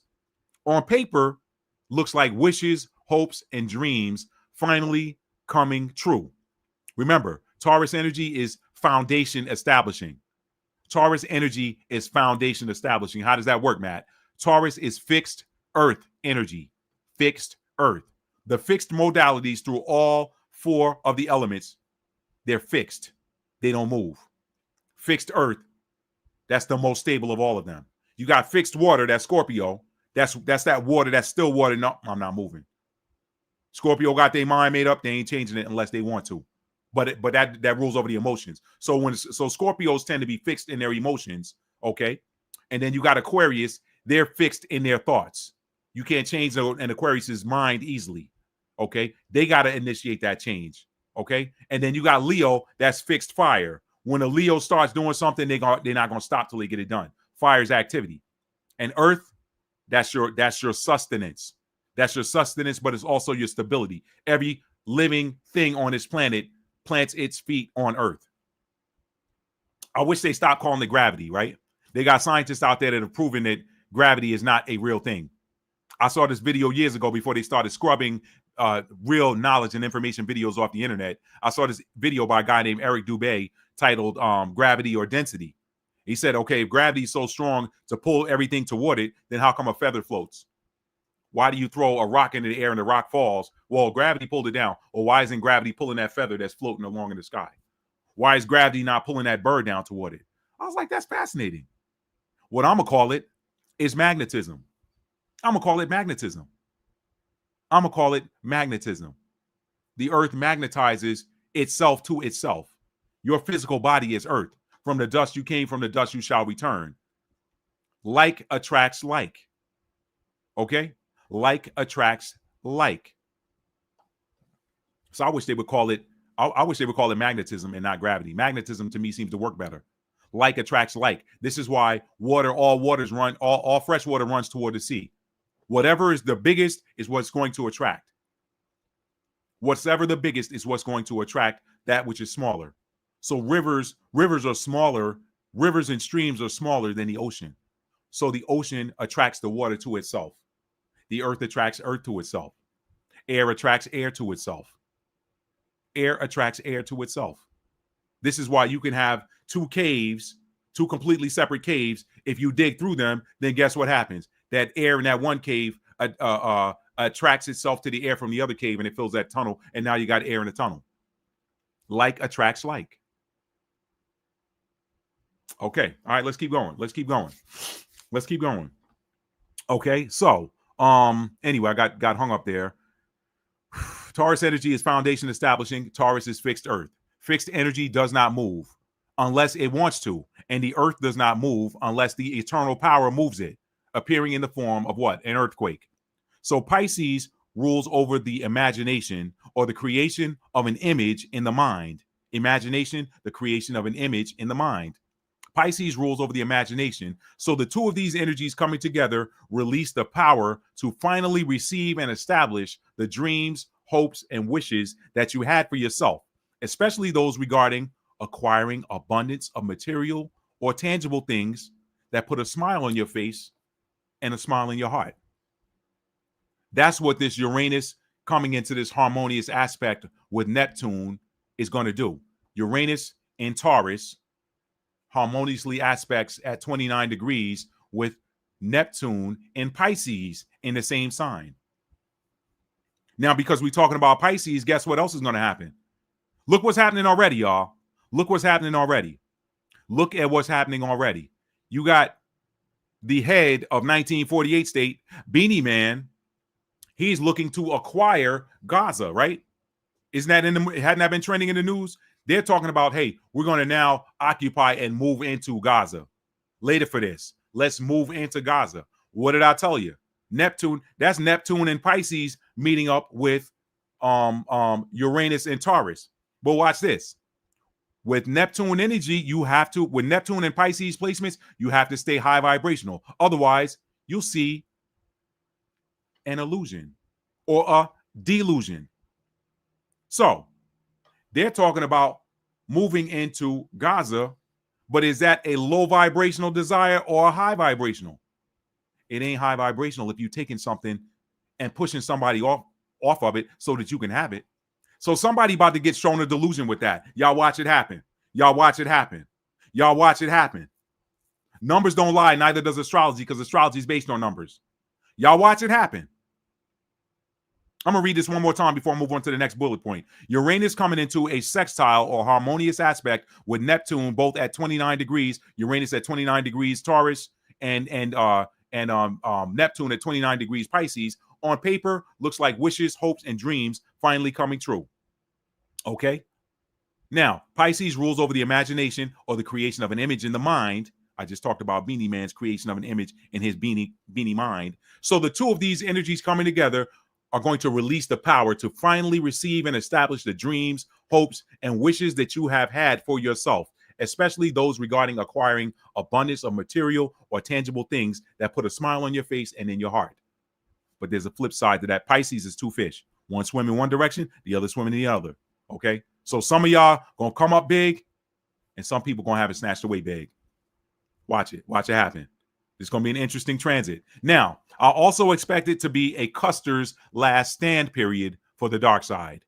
So this transit, this 29-degree retrograde of Neptune into Pisces and Uranus into Taurus, that's going to be a Custer's last stand for the dark side. I just talked about it. Yep, they're going to try to use that energy to lock down humanity and keep those divine feminine healing energies suppressed. So this is going to be a Custer's last stand for the dark side. Remember, they study astrology. They don't want you to look at it. They had all their top clergy teach and create these doctrines that tell you astrology is not something you're supposed to be looking at. It's wicked. It's not Christian. It's not the Christian thing to do. Okay? They tell you, or if you're in Judaism, well, the rabbi can know it, but you can't. Interesting, right? Interesting. So I expect this to be a Custer's last stand period for the dark side. They're going to try to use this energy to do what they do. They're going to try to ride this transit. Hey, Uranus is going back into Taurus again. Let's use this opportunity to take more, to seize more. Taurus rules over the second house of acquisitions and possessions.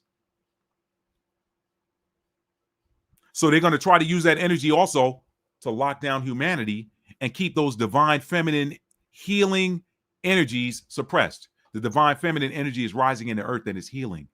It is healing. We've talked about that, y'all. But remember, the fool has no wisdom. So what they fail to see is that in less than 90 days after that harmonious Uranus and Neptune Saturn transit, they forgot. In less than 90 days after that harmonious transit, that harmonious alignment of three planets are going to be aligned, y'all. You're going to have Uranus sitting at 29 degrees of Taurus, and you're going to have Neptune and Saturn both sitting at 29 degrees of Pisces. 3 planets at 29 degrees. 3 planets at 29 degrees in a sextile, a harmonious aspect. So they're going to try to use, and that's going to be for about, again, I told y'all when Uranus is going to be there in retrograde for 5 months in Taurus, right? But so these fools, remember, God don't give wisdom to the wicked. They would destroy the world if they were wise. But wisdom is a high vibration. Wickedness and evil is low vibration. So wisdom's never going to dwell. The spirit of wisdom, the feminine spirit of wisdom, is never going to dwell with the wicked because they're not matching vibrations. The wicked will never have wisdom. Never. Mathematically impossible. This is why they try to put wise people on staff. You know what happens when they try to put wise people on staff?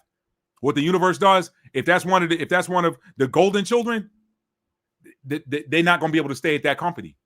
Something's going to happen where they piss off leadership, something. He does not give wisdom to the wicked. So if you wise, you're not going to get to work for a wicked ruler. God ain't going to let it happen. Let me keep going. The fool has no wisdom. So what these fools fail to see is that in less than 90 days after this super harmonious alignment of Uranus, Neptune, and Saturn, all sitting at 29 degrees of Taurus and Pisces, respectively. Oh, and I forgot to talk about Saturn, by the way, already, because it's already sitting retrograde at 29 degrees Pisces, waiting on those other two to get there. And why wouldn't she, right? Why wouldn't she? Anybody trying to show up to the party celebrating that harmonious Uranus, Neptune, and Taurus energy is going to meet Saturn at the door. That's why Saturn is already waiting at 29 degrees. I forgot to talk about Saturn.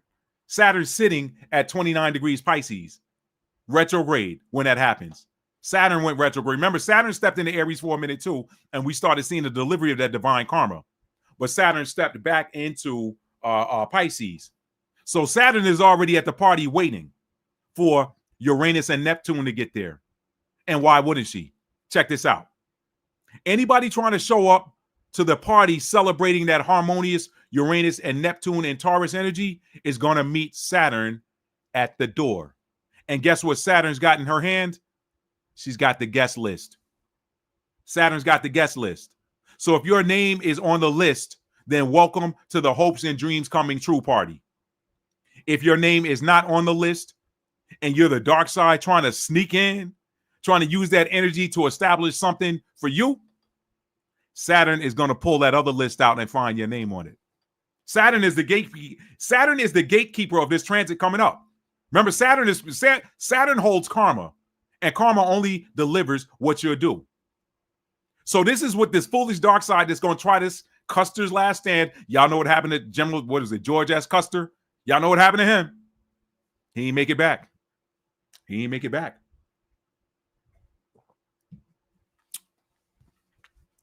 They're going to try it. Saturn waiting on him. Saturn, nope. Your name ain't on this list. You ain't going to eat off this transit. Your name ain't on this list. Your name on that other list, buddy.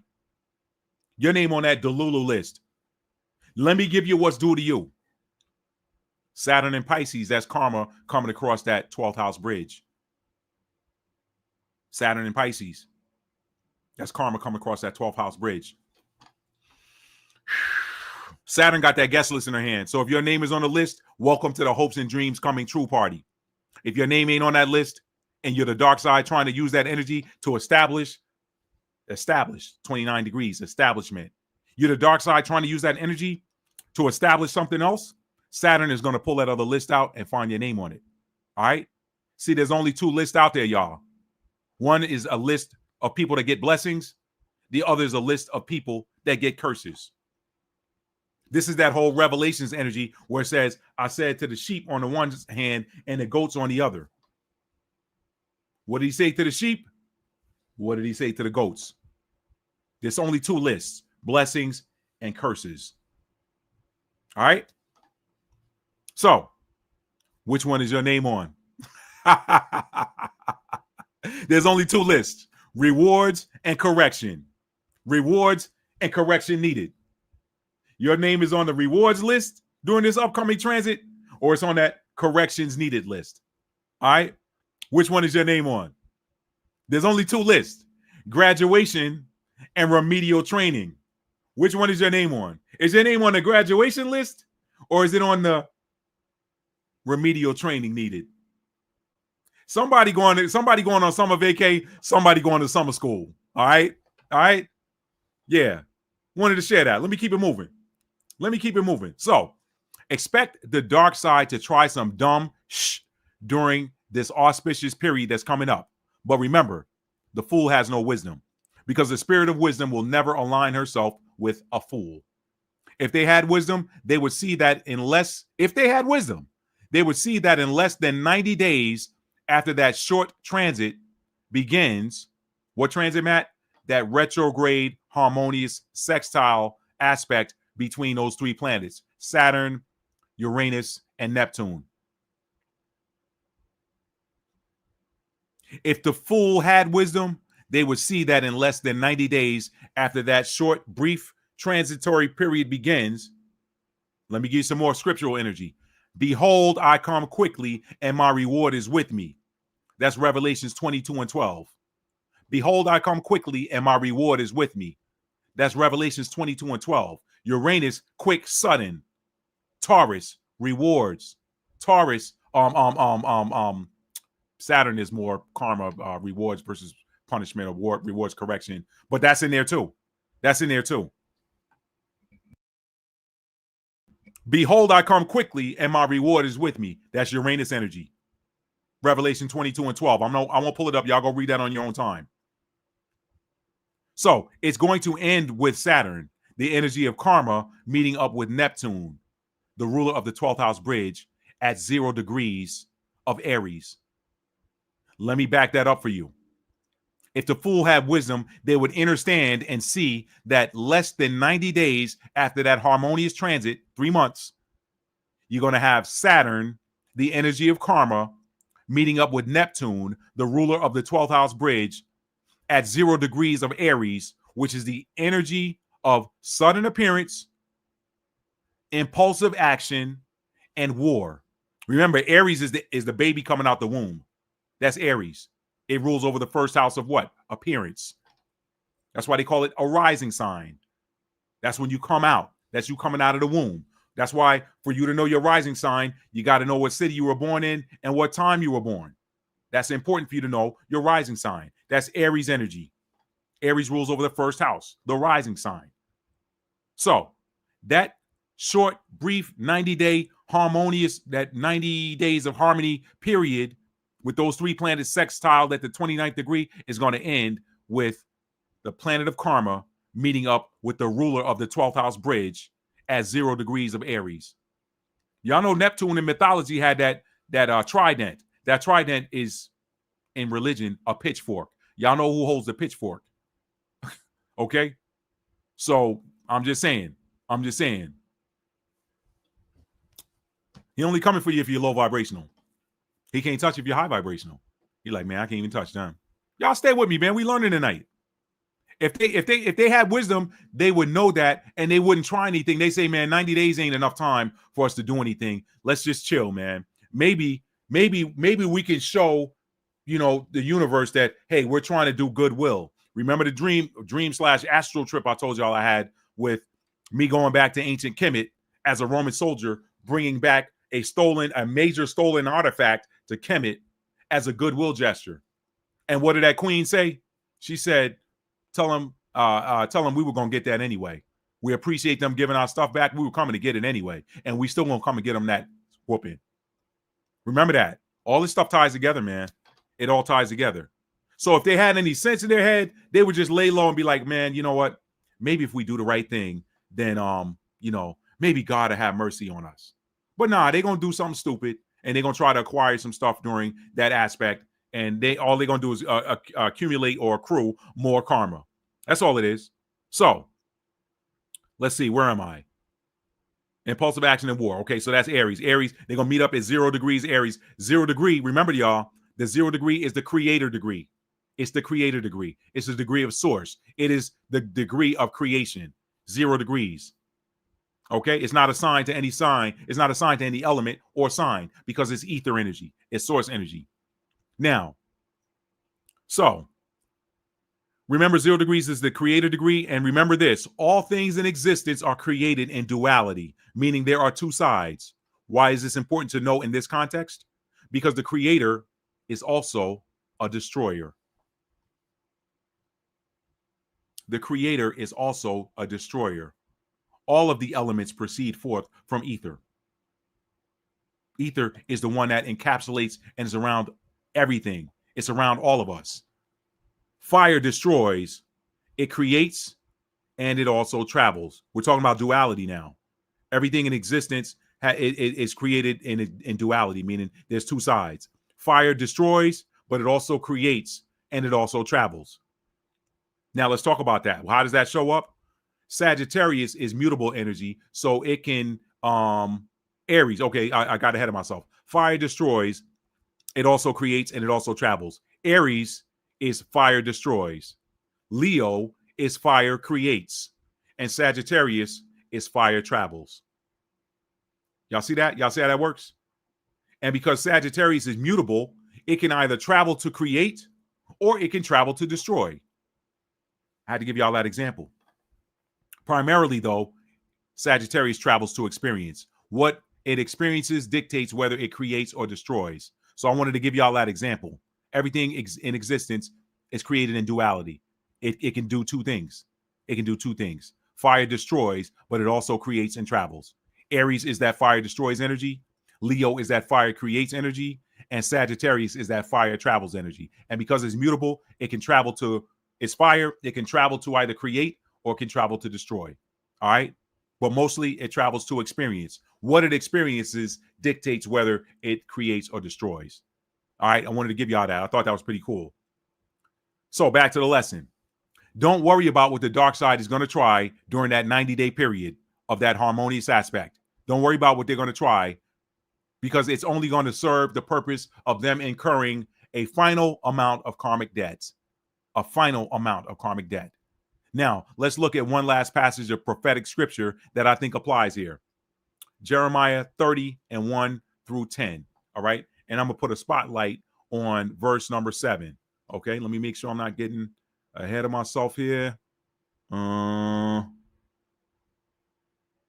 All right. Jeremiah 30 and 1 through 10. And I'm going to put a specific spotlight on verse 7. This is all applying to this Uranus and Gemini energy right now. Let me bring that up.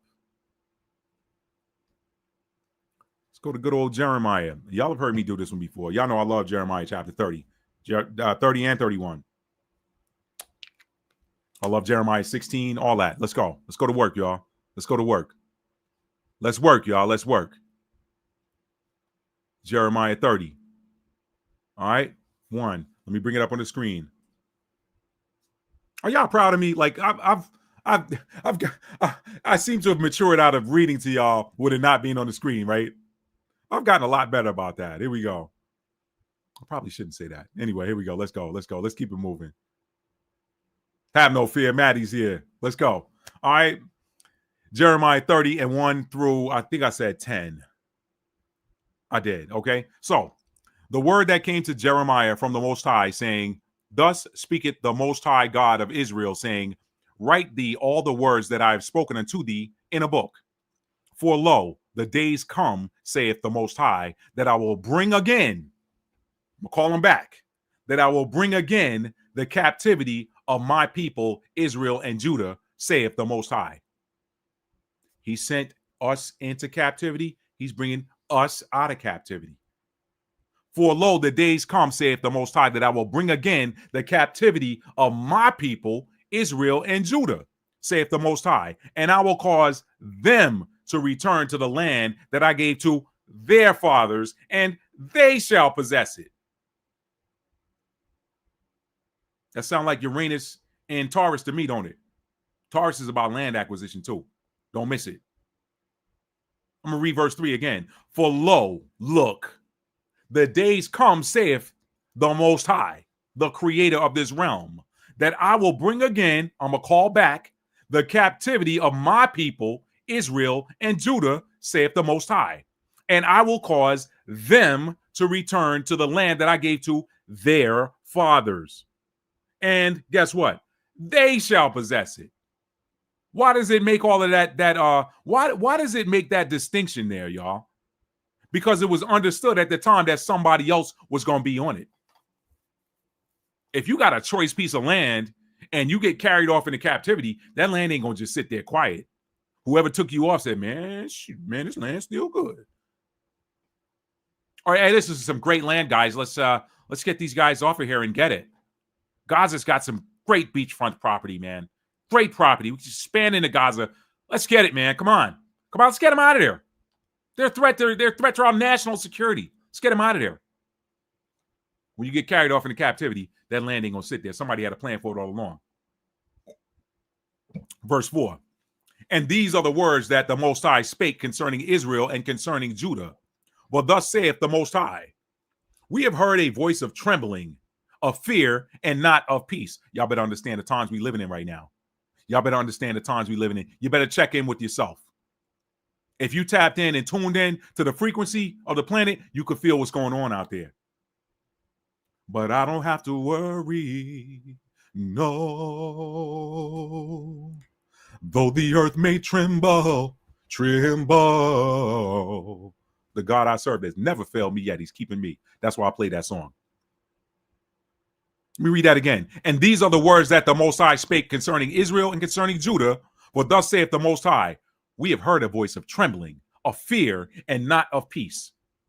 Russia, the U.S. Talk of World War III. Verse 6. Ask you now and see whether a man doth travail with a child. Is a man in labor? That's what that's asking.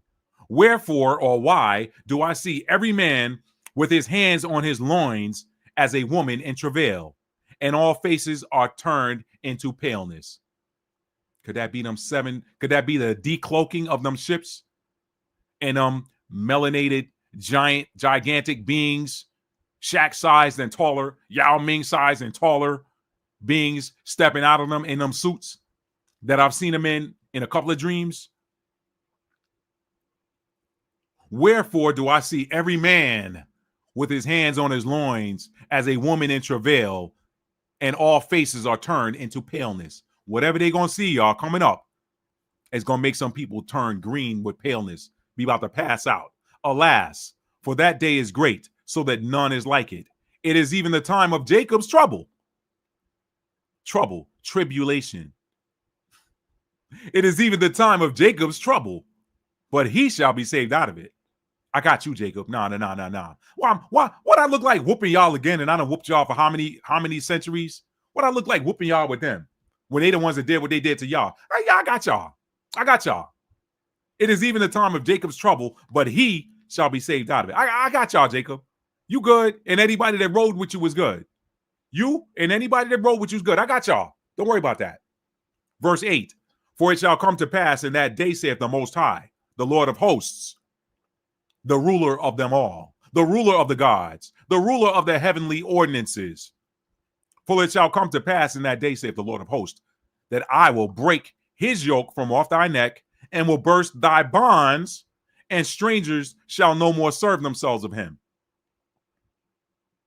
I told my dad that. I said, Dad, you know what? You remember the opening sequence of the Flintstones back in the day? For those of y'all that are seasoned, I won't say old. For those of y'all that are seasoned enough to remember that cartoon, the Flintstones, you remember that opening sequence where they were blowing a horn, meaning everybody's off work, and you see Fred and Barney scramble to their cars, pick the car up and run with their feet, and then get in it and roll. That's what I told my dad this day's going to look like. I said, Dad, it's going to be a sudden work stoppage worldwide. Everybody's going to stop what they're doing. I said, and at that moment, you ain't going to have to work for anybody anymore. It ain't going to be no more clocking in or, okay, well, that's over. Let me go back to my desk. It's going to be over with. That's what this is saying.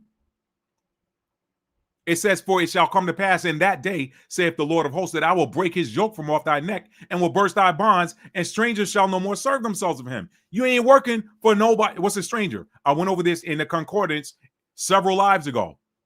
A stranger is a foreigner. And a foreigner, we're Americans. We're all Americans. The corporations that you work for, you ain't going to be working for them when this moment comes. When this moment in time comes.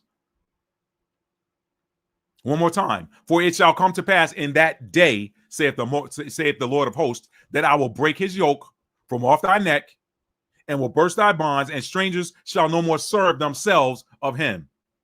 You know what is free labor? I call it free labor. Yeah, you're getting a paycheck, but your paycheck is going into what? All right. Verse 9, but they shall serve the Lord their God and David their king, whom I will raise up unto them. People still thinking this applies to House of David, the show. People still think this is applying to the shepherd boy with the sling that killed Goliath. David, if you take that and translate it to Hebrew, is Dawad. Da is the portal. Wa is the stake that you tie the tent to, the rope the stake that holds the tent down. That's the Wa. And then the Da, that's another portal or another gateway, another doorway. So David is a title. It's a name, but it's a title. It is one that joins two houses together. One that joins together two or more houses. Da, Wa, Da. Tent door, stake in the middle. Verse 9, but they shall serve the Lord their God and whomever this joiner of houses is that is going to be raised up to them. Verse 10, therefore fear thou not, O my servant Jacob, saith the Most High, neither be dismayed, O Israel. For lo, I will save thee from afar, and thy seed from the land of their captivity. And Jacob shall return and shall be in rest and be quiet, and none shall make him afraid. Therefore fear thou not, O my servant Jacob, saith the Lord, neither be dismayed, O Israel. For lo, I will save thee from afar, and thy seed from the land of their captivity. And Jacob shall return and shall be in rest and be quiet, and none shall make him afraid. That sounds like some sudden, unexpected, shocking events around money, land acquisition. Could it be closer than we think? Could it be closer than we know? Could it be closer than we realize? That's Uranus retrograde in Taurus. That's Uranus spinning the block to come back and give somebody what they were owed and snatch away from somebody what they thought was theirs that there wasn't. It's coming. It's coming. Somebody thought they got away with something. They didn't get away with nothing. Somebody thought they were getting away with something. They didn't get away with nothing. Let me check my book. Let me see where I am. Okay. So let me read some comments. I got 2 more bullet points, and I'm gonna show y'all some video. 3 more. Okay. 3 more bullet points. I'm gonna show y'all a video. Let me read some comments. Thank y'all for being here tonight. All right. Thank y'all for being here tonight. Let's see. All right. I think I stopped there.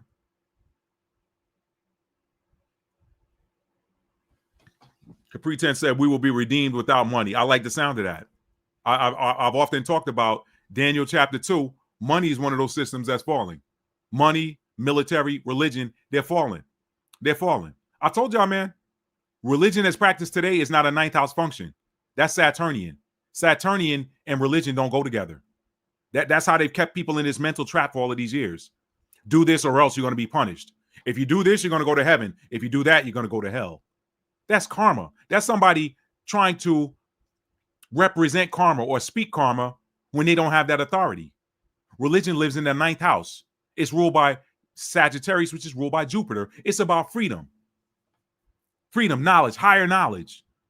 That's why people always talk about, well, Jesus, y'all don't know nothing about no Jesus. He wasn't teaching religious principles the way that they're presented. That Saturnian element was there back in his day. That's why they went after him. That's why they wanted him out of there, because he was teaching religion in the true 9th house sense, which is freedom. He was teaching freedom and liberation. He wasn't teaching this, do this and you'll go to heaven or else you're going to hell. That's Saturnian. That's rewards and punishment based performance. That's low vibrational. That ain't high vibrational. Y'all can't get me with that no more, man. Y'all will never get me with that again. Now I know. Now I know that religion is really the principles, the spiritual and energetic principles that the Messiah was teaching. Why? Because he was teaching freedom. This is why I tell y'all all the time, know yourself, know your chart. Once you know yourself, once you know your chart, once you know how you operate, once you know what all of those planets and houses represent and what the energies are that you have in those planets and those houses and how they work and how they operate, then you know when you're out of alignment. You know that when you're not getting the results you're looking for, it's because you're out of alignment. I use myself for an example all the time, being a Libra rising. I am the energy of balance. One day I'm going to do a video, y'all, where I'm going through the different houses and giving you what the I am statement is that goes with those. First house, I am balance. With me being a Libra rising, I am balance. I am truth. This is why people used to joke with me. Like I would make up stories and stuff to try to entertain people. They'd be like, "You lying." Like I would like for example, boss lady would be like, "Hey, you going to the store? Bring back blah blah blah." I'd be like, "All right." So when I come back, I'll leave it in the car. Be like, "Did you get my thing?" I'd be like, "Oh man, dang man." She'd be like, "Stop! You can't even lie." I am truth, Libra in the first house. All right. That means I got Aries in the 7th house. That means when it comes to partnerships, people be like, "Hey man, listen, man, you know what, man? You got a lot of knowledge, man. I'd love to start a business with you." Nah, we ain't gonna be able to do that, man. Business partnerships live in the 7th house. I'm a 7th house Aries. I can't. Nah, I got to do it. Nah, I got to do me. I can't be in business with you, man. I'm sorry. If I get into business with you and things aren't working out the way I expect them to, is because I'm out of alignment with myself. Why are you out of alignment, Matt? Because Matt is a 7th house Aries. I got to take charge. If there's a business partnership, I got to lead it. I got to run it. Otherwise, there ain't no partnership. I'll do it by myself. That ain't me bragging. That ain't me trying to be Billy Badass. None of that. That is me telling you how I was created. So if I'm not getting the results I'm looking for in a partnership, it's because I'm out of alignment with how I was created. This is why I tell y'all to know your chart. When you know your chart and you operate in alignment with the energy that is you, then you can't fail. You cannot fail. A lot of the failure happens because we're out of alignment. That's what sin is. Sin is to be out of alignment. Oh man, drinking gin is a sin. No, sinning is being out of alignment. I'm just saying, I ain't telling nobody to go out here and drink no gin. I'm just saying, I'm just using that for an example. All of the stuff that the church tells us is sinning. No, sin ultimately is you being out of alignment with who you are. I can't do it the way you do it. You and me are different. Or if you and me are similar, maybe, hey, you know what, man, maybe I'm doing, this is why I'm struggling. Hey, that person over there, they're 7th house Aries. Let me study them for a minute. I need to be moving like that because I'm a 7th house Aries too. And there's some degree stuff in there too to make it a little bit more microfine, but I'm not gonna get into that. Anyway, yeah. I got off on a tangent there. I agree with that. Yeah, we're gonna be redeemed without money. Money's one of those things that's falling. Religion's falling. These militaries are falling. And Popo is military too. It's just civic military. Don't get it twisted. All of these systems of control are falling. That is the essence of Daniel chapter 2 in the dream. All of these systems of control are falling. They're falling. In the financial community, they say the greatest transformation of wealth is coming. These people know it's not always money. Yep. Health is wealth, right? You have a bank account full of money. If you're sick, what good is it? Oops, sorry. People take things literally instead of interpreting the deeper meaning. That is very true. Stardust, exactly. Everybody got all of the energies of the cosmos within them. They're just different makeups and different degrees. A brownie and a chocolate cake are the same ingredients. It's just they're different. They're compacted. They're compressed. They're made differently, but they're the same base ingredients. Chocolate brownies and chocolate cakes, same ingredients. All right. Isaiah 52:3. For this is what the Lord said. You were sold for nothing, and without money, you will be redeemed. Thank you. I didn't even, that scripture, boom. Thank you for putting that in my face right there. Isaiah 52:3. I need to write that one down. Thank you so much. Thank you so much. Let me put that down. I told y'all, man, I'll come in here. I learn from y'all too.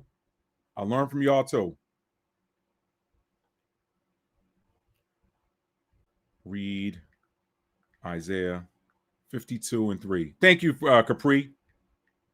Love my cap family. Thank you, Capri 10. Thank you. Appreciate that. Lady Daggerstad said, you beat me to some things earlier. We on point, Cassandra. Yup. Man, look here, man. Y'all got it going on up here. I love y'all, man. Occupation is never good for entertainment purposes only. I love that, Tora girl. I love that. Hotshot said, that's right, Matt. They have a lot of nerves telling us not to look at astrology. Got me twisted. Yup. Too late. It ain't going to happen. Dark side. The energy will work against you fools. Absolutely. Sounds like me eventually getting let go when I wrote a letter for religious exemption on taking the nonsense in 2020. They found a way to let me go. Best thing to happen. And I'm glad you did that, Lady Dagger Status. For those of y'all that saw my last video I did a couple days ago, the standalone video, that friend of mine, that friend I've had, tennis compadre for 20 years. Yeah. The medical institution that he worked at, they told all their employees, they gave them a deadline to get the whoop-de-doo or they were going to get let go. And he was like, we talked on the phone. He's like, man, I don't want to do it. He's like, but I can't afford to be out of work. He said, I got too many people relying on me. I was like, I understand it, man. I couldn't tell him not to. Everybody got to walk their own path. But that's ultimately what happened. As soon as he got that, he had been having complications from it. As soon as he got it. So good for you, Lady Dagger Status. Say, ain't you be no sweet talking nor dangly trinkets, trick bags again either. She said, Matt, you giving shouting moments. Yeah. Y'all know what it is up in here. Y'all know the vibes. Like how I was back at church days. Yeah, and I ain't even trying that. They ain't what I'm going for, Lady Dagger Status. But it is what it is, you know? It is what it is. Energy recognize energy. Evil wickedness-ish getting shut down and shut out for real. About damn time. Phew, they got to go. Yeah, they got to go. Said, Matt, your voice switch up. That's right. No more Jacob's trouble, baby. That's right. Right. That whipping was rough. So why would he overlook that? Since we talking about church, how they used to do at church? I don't know about everybody else. In my church, people be throwing stuff at the pastor, throwing handkerchiefs and stuff at the pastor. Don't throw no shoes, ladies. Cap him in the head with a heel. Anyway, Tora girl, you said it. That whooping was rough. So why would he overlook their actions? Why would he overlook theirs? He said, whom the Lord loveth, he chasteneth. What you think he gonna do to somebody he don't care about? Jacob have I loved, Esau have I hated, and laid his mountains to waste for the dragons of the field. Come on, y'all. And the powers that was think this DC harassment is going to continue. Jacob trouble, miss me with that. Absolutely. All right, y'all. We all caught up. So let me get into the last segment here. Okay. So now you notice we were talking about this earlier. Here we're going to get into it now. You notice how we're hearing all these stories of people seeing ships in the skies and some saying that they are seeing these extraterrestrial beings standing at heights from between 8 and 12 feet tall that, wait for it, look African American in appearance. 8 to 12 foot beings that look 8 to 12 foot extraterrestrials that look African American. God, I hate that term, by the way. I do. I hate that term. That's another look off to get the offspring of the original inhabitants of this land to not tie themselves to what is theirs and what was theirs before those wooden ships showed up. That's why I don't like African American. I don't like Afro American. And I used to drink that Kool-Aid. You miss me with all of that now. Okay, we're the offspring of the original inhabitants of this land. They ain't got nothing to do with Africa. Okay. All right. Now, and speaking of wooden ships, by the way, speaking of wooden ships showing up, remember, and some of y'all saw that movie. I think it was called Apocalypto some years ago. If you saw Apocalypto, give me a thumbs up in the chat. Very interesting film. We saw this at the end of that movie. So with regards to wooden ships showing up, when they showed up just offshore of these lands, our elders at the time knew that it was a signal for the arrival of those who would subjugate them. The elders that knew the prophecy, they knew what it meant when those wooden ships showed up. They knew what was coming. They knew. Why? Because they had the prophecies. Well, now guess what? Remember, the universe is balanced. So in the same way that foreign vessels appeared on the surface waters before invading these lands, new vessels are going to show up in the waters above. Wooden vessels showed up on the surface waters. These other vessels are going to show up in the sky waters.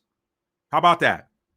In the same way that those wooden vessels showed up before the invasion of these lands happened, guess what? These sky vessels are now appearing, and they're going to show up and correct and balance out the energy and right or wrong that has lasted for a very long time. And it needed to. That wrong needed to. Why? I mean, why did all of that stuff have to happen? Why did it last for a very long time?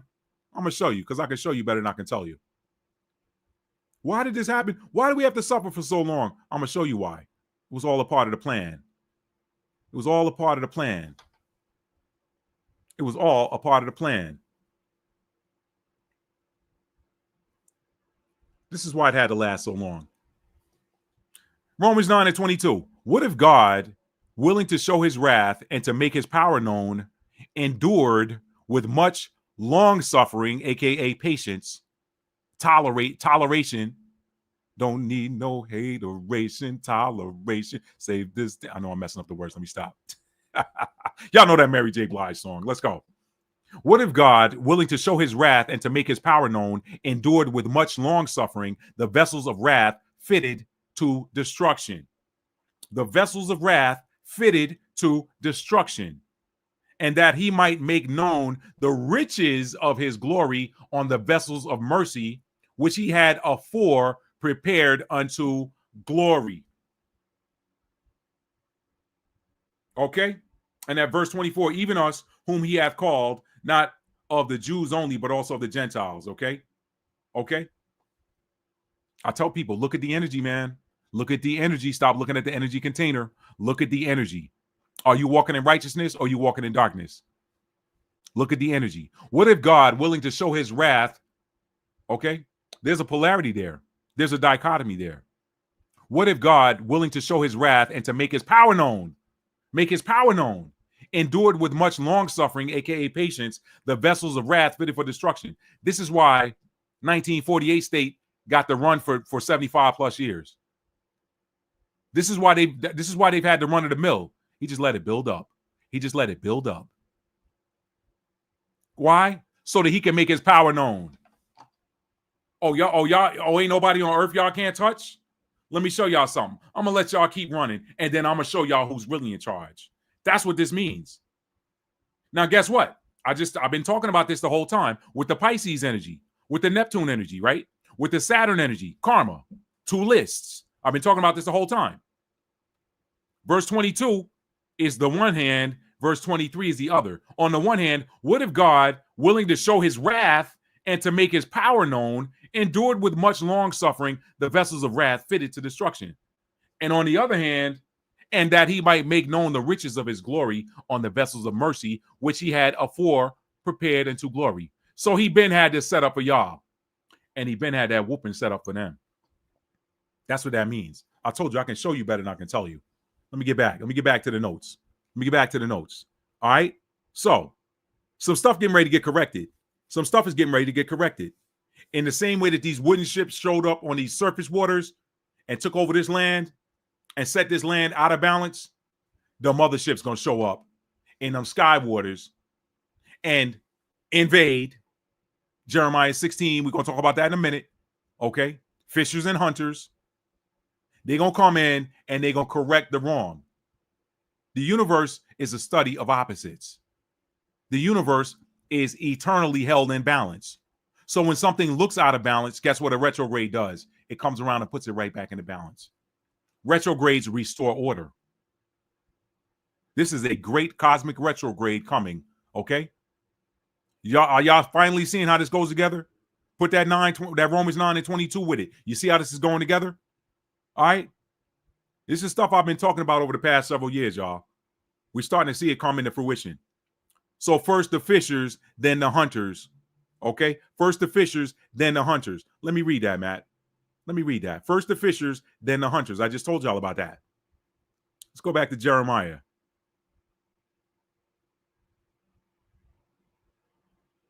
Okay, let's go to Jeremiah 16. Let's start at 14 and go through the end of that verse, that chapter.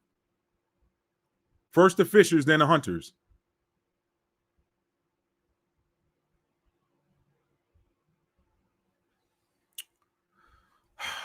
Jeremiah 16 and 14. Therefore, behold, the days come, saith the Most High, that it shall no more be said, the Lord liveth, that brought up the children of Israel out of the land of Egypt. But the power liveth, that brought up the children of Israel from the land of the north and from all the lands whither he had driven them. and I will bring them again into their land that I gave to their fathers. We've been so long and so far removed, we don't even know anymore. We don't even know. When you turn on these walking tours of these great, fantastic, beautiful cities around the world and see this crystal clear blue water, and you look at who's inhabiting these cities and these beaches and all of this stuff, y'all have been so long and so far removed from those locations that you don't even realize that those locations were once yours. Yeah, that hurt. That's going to hurt somebody. That's going to hurt when this truth starts coming out. That is going to hurt when this truth starts coming out. Uranus and Gemini. It's going to hurt when this truth starts coming out. Therefore, behold, the days come, saith the Lord, that it shall no more be said, the Lord liveth that brought up the children of Israel out of the land of Egypt, but the Lord liveth that brought up the children of Israel from the land of the north, and from all the lands whither he had driven them. And I will bring them again into the land that I gave to their fathers. That choice real estate. Y'all remember that thing that I read with Esau and Jacob, and how the blessing that Esau got from Isaac. He told him he was going to have the fat of the land. The fatness of the land would be his, but there was only for a time. Because what he didn't undo was that the elder would serve the younger. Okay? The elder would serve the younger. The younger been serving the elder for a minute, but the elder would serve the younger. So that whole blessing that he gave to Esau of having the fatness of the land, that was temporary. That was not permanent. That was a temporary blessing. That blessing of the sword, that was temporary. That wasn't eternal. Let me keep going. But the Lord liveth that brought up the children of Israel from the land of the north, and from all the lands whither he had driven them, and I will bring them again into the land that I gave to their fathers. The fatness of the land. Y'all gonna eat that again. Y'all gonna eat it again. It's coming back. It's coming back home. It's coming back home. I told y'all I got a palace in the Mediterranean in some reality, because I saw it. A palace sitting on the Mediterranean. All right. How can I have that? How can I see that unless I have it? That's the fatness of the land. That's the signal that is coming back. That's the signal that is already here. All we got to do is align with that frequency. That frequency alignment is happening beyond your control. That frequency realignment, where the workers of iniquity are going to be removed from the fatness of the land, that's happening beyond their control. Verse 16. Behold, I will send for many fishers, saith the Most High, and they shall fish them. And after will I send for many hunters, and they shall hunt them from every mountain and from every hill and out of the holes of the rocks. First the fishers, then the hunters. The fishers gather the fish up in nets and put them in buckets, put them in the boats to take them somewhere else. The hunters, y'all know what they do. So he's sending this is symbolic. Remember, when you have eyes to see, you can see this stuff. When you have ears to hear, you know what's being said. When you don't, you don't. Oh, that's not what that means. Come on, guy. Been a Bible scholar for years. What seminary did you go to, guy? Behold, I will send for many fishers, saith the Most High, and they shall fish them. And after will I send for many hunters, and they shall hunt them from every mountain and from every hill and out of the holes of the rock. What's in a hole of a rock? Something that's hiding. Something or someone that's hiding. The fish don't hide. They're right there. The hunters go and find who's hiding. He's making a list. He's checking it twice. He's going to find out who's naughty or nice. Karma clause is coming to town. Verse 17, for mine eyes are upon all their ways, and they are not hid from my face. Neither is their iniquity hid from mine eyes. He sees it. But Romans 9 and 22. What if God, willing to show his wrath and his power, endured with much patience and long suffering the vessels of wrath fitted for destruction? Verse 17, mine eyes upon all their ways, they are not hid from my face, neither is their iniquity hid from mine eyes. He's telling you, I see it. Okay? Juxtapose that with Romans 9 and 22. Verse 18, and first I will recompense or repay or pay back their iniquity and their sin double, because they have defiled my land, and they have filled mine inheritances my inheritance with the carcasses of their detestable and abominable things. It doesn't tell you what all those things are. The detestable and abominable thing that doesn't have to be a thing per se. That could be the act. That could be the act. They have filled mine inheritance with the carcass. What's the carcass? What's left? What's left behind? They have filled mine inheritance, the land, with the carcasses of their detestable and abominable things. Those things could be detestable and abominable actions, and the carcasses, the result of those abominable and detestable actions. Verse 19, O Lord, my strength and my fortress and my refuge, period. They didn't write this right. Period. A period goes after that refuge. In the day of their affliction, the Gentiles shall come unto thee from the ends of the earth and shall say, surely our fathers have inherited lies, vanity, and things wherein there is no profit. This is the time of Jacob's troubles, but he shall be saved out of it. So this ain't Jacob coming from the ends of the earth saying, surely our fathers have inherited lies. Who's that day of affliction apply to? Somebody about to catch that whooping.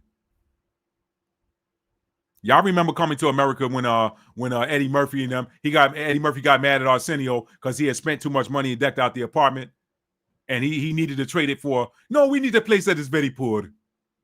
What the landlord told him, you can have my apartment. It's a real hole. That's what we about to do up in here, y'all. Nah, we done caught that fade. We up. Our time up. It's yours now. Y'all hold that. You can take my apartment. It's a real hole. All right. Oh Lord, my strength and my fortress and my refuge. In the day of affliction, the Gentiles shall come unto thee from the ends of the earth and shall say, surely our fathers have inherited lies, vanity, and things wherein there is no profit. Pass down lies to them. Feel bad for them in a little bit. In a way, I kind of feel bad because, you know, y'all just inheriting the lies that somebody else told you. But something down inside everybody, every person that is not a blank, just entity, soulless being, has an internal truth receptor. You know the truth when it hits your ears. It registers in your heart and in your gut. That is what judges you. You know the truth when it hits your ears. You know the truth when your eyes behold it. So your handling of that truth is what judges you. So ultimately, you judge yourself. That is ultimately why the universe don't give passes, because every living thing has an internal truth receptor. You know the truth when you may not always know a lie. Sometimes that lie can get you, unless you got some of those water placements. I've talked about those. Pisces, Cancer, and Scorpio. Unless you got some of those water placements where you can feel. Water is feel, that's emotions. You can feel when somebody's lying. Sometimes you don't pick up on a lie, but you know the truth when you see it. And your handling of that information is what ultimately judges you. We see right here. Let's see. This is in your Akashic records that during this period of time you spent on Earth, the truth hit you here, here, and here, and you turned a blind eye to it. But it says here, because of the frequency registration that registered here in the Akashic Records Library, it says here that you understood it to be truth at the time that the information was presented to you, but you turned your back to it or you hardened your heart to it. So ultimately, you judge yourself. Last time, verse 19, O Lord, my strength and my fortress and my refuge. In the day of affliction, the Gentiles shall come unto thee from the ends of the earth and shall say, surely our fathers have inherited lies, vanity, and things wherein there is no profit. Verse 20, shall a man make gods unto himself, and they are no gods? Shall a man make gods unto himself, and they are no gods? There's several ways to look at that. Y'all do what you want with it. Several ways to look at that. Some AI, that could be AI. Well, people made AI. The AI is playing God now for some people. There's other ways to do it. People made statues and things that they could worship themselves. We saw that in the story of the Tower of Babel. Let's go up there and build this tower to heaven and pull God down and take our symbols and our statues and put them in that place, and then we'll pray to them. We'll put them in place of the living God. We'll put our statues there in his place. Foolishness. Shall a man make gods unto himself, and they are no gods? Y'all remember that creator energy I was telling you about? The workers of iniquity, the dark side, these low vibrational entities, they cannot create. They cannot create.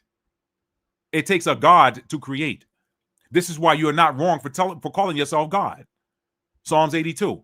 I have said, ye are gods and are children of the Most High. Okay? But it goes further and says, but you shall die like men. That's what happens when a God decides that he wants to move like men. We see it in the movies all the time. These gods, these demigods and these gods giving up their God status to live a human experience so that they can experience love and all this other stuff. They want to grow old with somebody, and you know what I'm saying? I'm just giving you the Hollywood depiction of some of these energies. But again, shall a man make gods unto himself when there are no gods? These low vibrational beings, they cannot create. They don't have the power to create. The only power that is given to them is the power to deceive. So if they can deceive a creator, then they get that creator to create the very thing that they wanted to create it, which is typically a come up for them and a trap or a prison for the creator. I don't have the power to control, but I'll find me a creator, deceive him, and then I'll control that creator. I don't have the power to create, but if I can find me a creator and deceive him, then I will create through that deceiver and control him for all of his days. So I become a creator by proxy. That's what these dark side entities do. They don't have the power to create. So all you got to do is keep your vibrations high. When they tell you what you want, what they want to do, say, you can't do that. You're not a creator, and you're not going to use my energy to create it. Another lockdown's coming. No, it's not. No, it's not. Get out of here. You don't get to create that. Nope.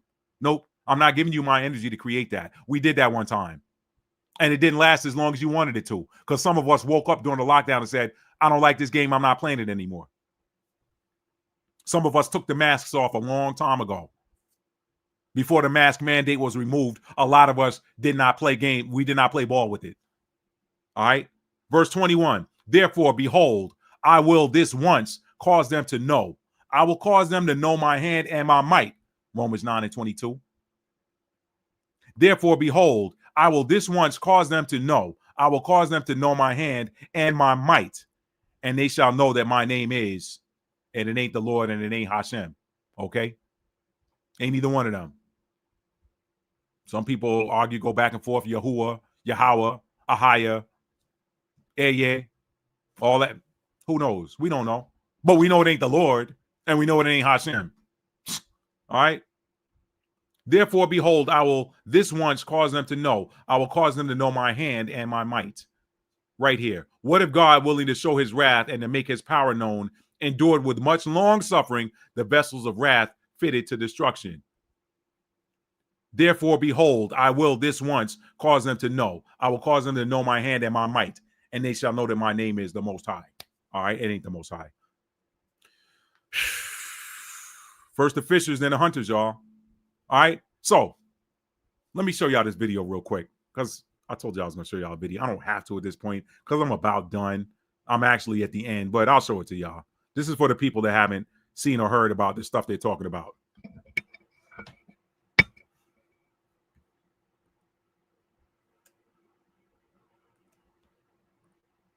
Aliens exist and President Trump knows about it. That's according to Israel's former space security chief. In an interview with an Israeli newspaper, he said the aliens have been waiting until today for humanity to develop and reach a stage where we will understand in general what space and spaceships are. NBC News chief global correspondent Bill Neely explains this one. Hi, Alison. Well, this is quite a story, and it comes from the man who headed Israel's space security program for nearly 30 years. Chaim Eshed is making the extraordinary claim that the United States and Israel have been in contact with a group of aliens for years. Not immigrants, but extraterrestrials. He has called them the Galactic Federation of Aliens, and he says President Trump is aware of the existence of these aliens and had been on the verge of revealing their secrets, he claims, but was asked not to do so by the Federation in order to prevent what he calls mass hysteria.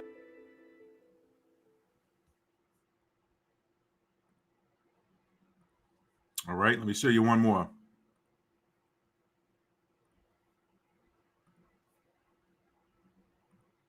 Pentagon's expert warning about a possible mothership coming close to Earth.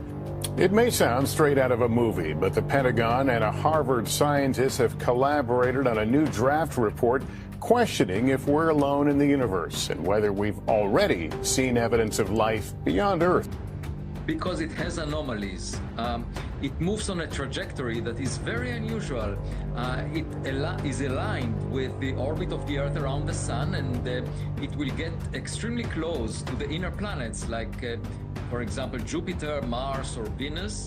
It will arrive closest to the Sun when the Earth is on the opposite side, so we won't be able to look at it. And that's the point where a spacecraft could make a maneuver to slow down. It's coming from the direction of the Milky Way galaxy, the center of the Milky Way galaxy, where the sky is very crowded with stars. So that's why it took a while to notice it.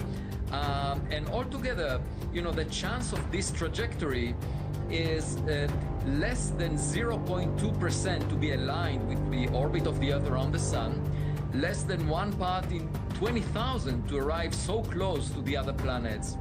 And one wonders, could it be a design trajectory? And I'm not saying that we know, but I'm saying that we need to collect more data to figure out the nature of this object.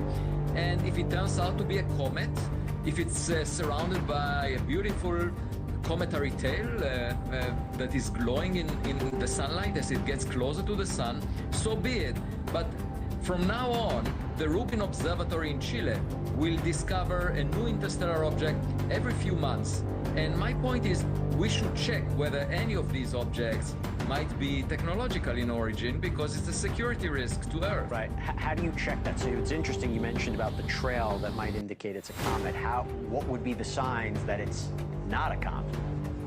Well, so I suggest first establishing a scale of risk from interstellar objects, similar to the Richter scale for the risk from earthquakes. A 0 would mean that we identify a beautiful tail and it looks just like a regular comet. We can infer the composition of the tail. It's similar to comets. A 10 would mean that the object maneuvers in ways that cannot be explained by the force of gravity, that there must be an engine in it, or it has an unusual shape, or it has artificial lights. And there should be an organization that decides whether an incoming object could be a risk, because we talk a lot about existential risks from artificial intelligence, from climate change, from an asteroid that may impact the Earth, but we don't talk at all about the possibility of alien tech. And I think we should take it into consideration, because we sent out spacecraft that would leave the solar system. Well, let's talk about that for a second. So it is estimated to be about 12 miles long, okay? You, and correct me if I'm wrong, you want to use NASA's Juno spacecraft to intercept the path of that. 12 miles. It has instruments that could study it. It could change the trajectory of the orbit. Can you explain a little bit more how this would work? Yeah, so we should take advantage of the fact that it comes so close to Jupiter. It's quite amazing. If you look at Jupiter's orbit, it just gets to the point where 3I Atlas will be on the 16th of March, 2026. And I calculated that if we give a small kick to Juno of 2.6 kilometers per second, just around the time when NASA was thinking of just sinking it into Jupiter, because it's the end of the mission. And I'm saying, instead of letting it dive into Jupiter, just kick it out, away from Jupiter, then with the right orientation, it will actually intercept the path of 3I Atlas. And it's an amazing opportunity for us to learn much more about this object. Because we can't launch any rocket from Earth that would intercept this object. It's moving too fast relative to Earth, in the opposite direction of the motion of Earth around the Sun. You wrote that if this 3I Atlas is a technological artifact, it could be evidence of the dark forest hypothesis. What is that? That's one of the solutions to Fermi's paradox, which is the question, where is everybody? And of course, it's possible that aliens are out there, but they are worried about predators, and therefore they are silent. as if they are in a dark forest. And if they see a civilization like ours, a young technological civilization that gets more powerful over time, and they are listening to us, they might send a probe or a spacecraft on a reconnaissance mission or with some other goals. And we should be ready for that. We should monitor the sky and be aware of that potential possibility. And just ignoring it is not intelligent on our behalf.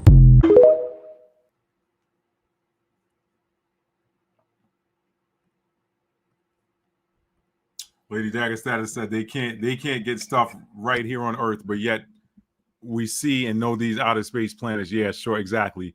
When y'all can make my signal stop dropping on my cell phone going through certain patches of road or highway, then I'll believe y'all. Listen, let me say this for starters, okay?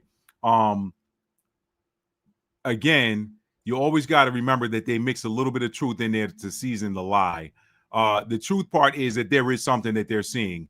But this whole, it's coming through Jupiter and going around through it. Listen, when you understand how this whole realm is built, go read the book of Enoch. When you understand that the sun, moon, and stars sit inside of the firmament, the sun, moon, and stars sit inside of the firmament. When they show you those diagrams, those planetary diagrams with Mercury here, Venus there, Mars there, Jupiter there, and all, it's a top-down perspective of the firmament. This is a giant clock. It's a giant clock. I wish they would change the words of that Stevie Wonder song as, you know, he says, as around the earth, the sun does, as around the sun, the earth does keep revolving. It's really the other way.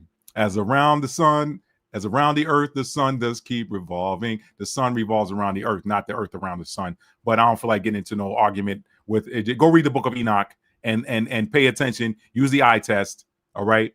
Look, observe the cosmos with your own eyes. Use the eye test and go within, tap within, ask yourself, tap into your higher self and ask how this thing is made up. Okay. It's out there. The information's out there. But yeah, so all of this, and they're going to send a rocket up to nudge Juno, which is an asteroid, into the path of, you can't do that. Okay. You can't do that.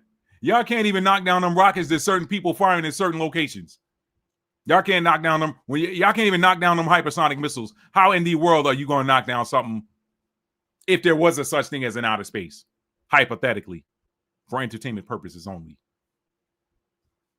Juno, by the way, I just thought it was interesting that he mentioned Juno. Juno is the asteroid that pushes the energy of partnership, marriage, and partnership to the Earth. That's another one. That's another. For those of you that do relationship synastry, you can look up your Juno sign and look at the Juno sign of the person you're interested in, see if they're compatible. Juno was that energy. So I just thought it was interesting. I'm like, are they talking in code there? Are they talking in code, talking about Juno? See what I'm talking about? Partnership, divine feminine, divine masculine merging. They sometimes they be talking in code to each other, man. You got to watch them.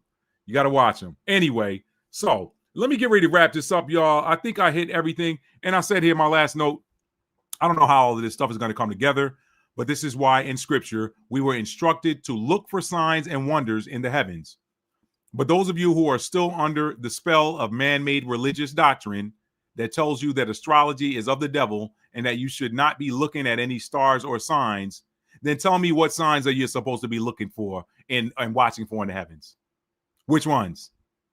What good is looking at the pages of a book that is written in a language that you do not understand, than telling those who do understand the language and can read the pages that they are sinning by reading the pages of the book that the same Bible instructed them to look at?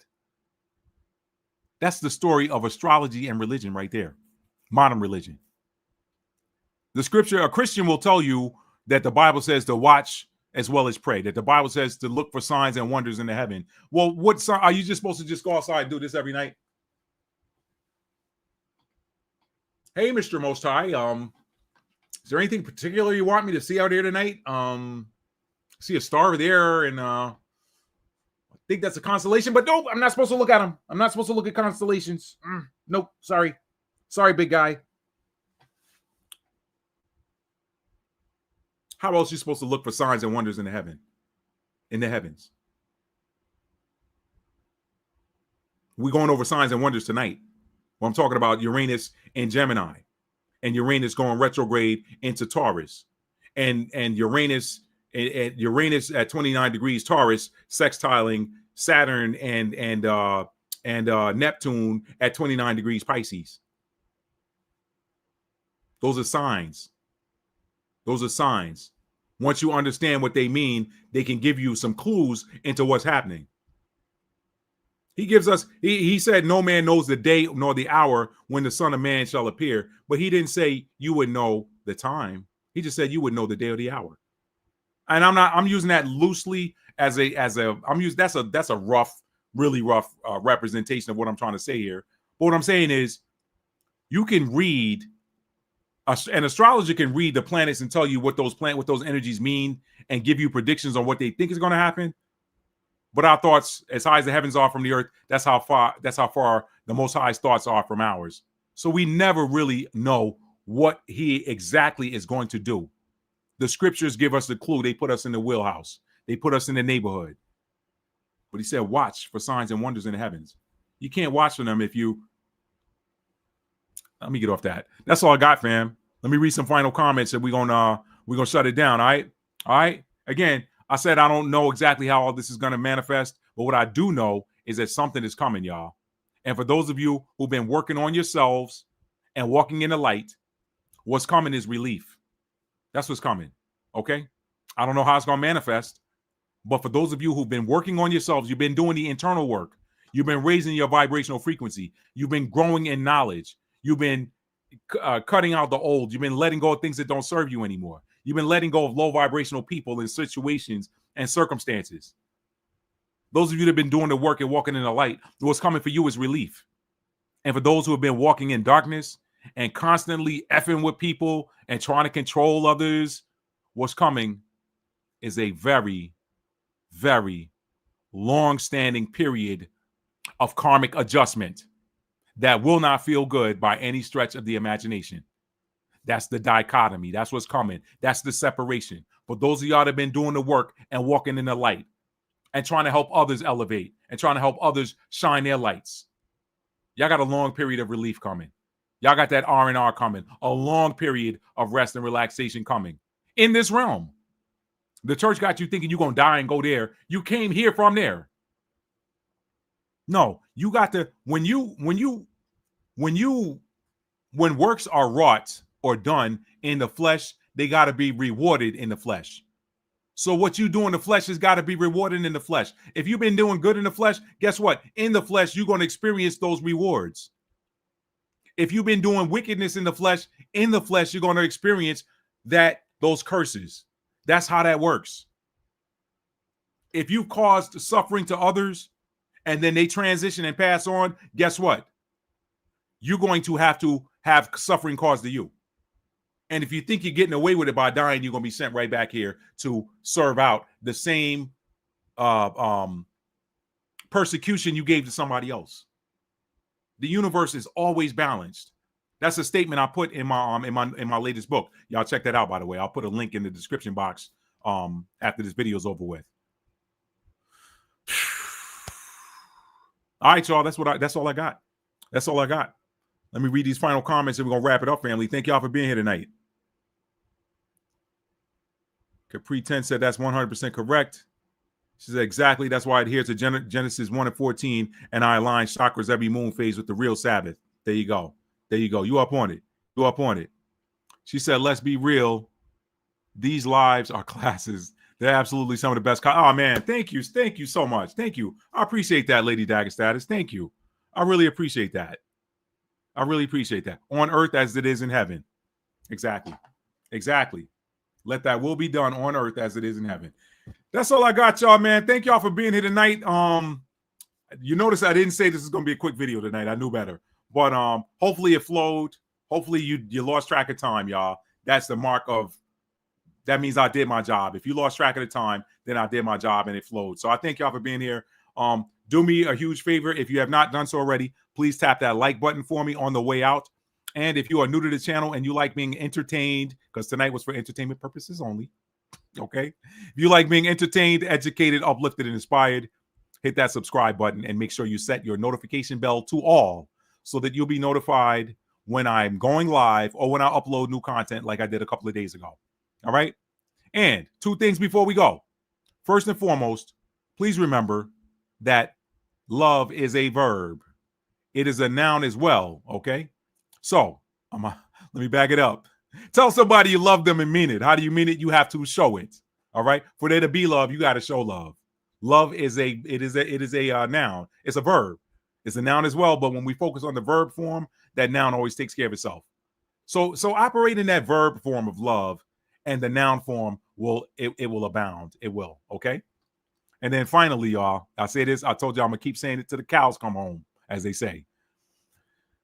The only way you are going to fulfill your destiny is to operate in the energy of 100% authenticity. You have to be authentic. This is what I was talking about tonight, y'all, when I said, know yourself, know your natal chart, know how you work, know how the energy that is you operates.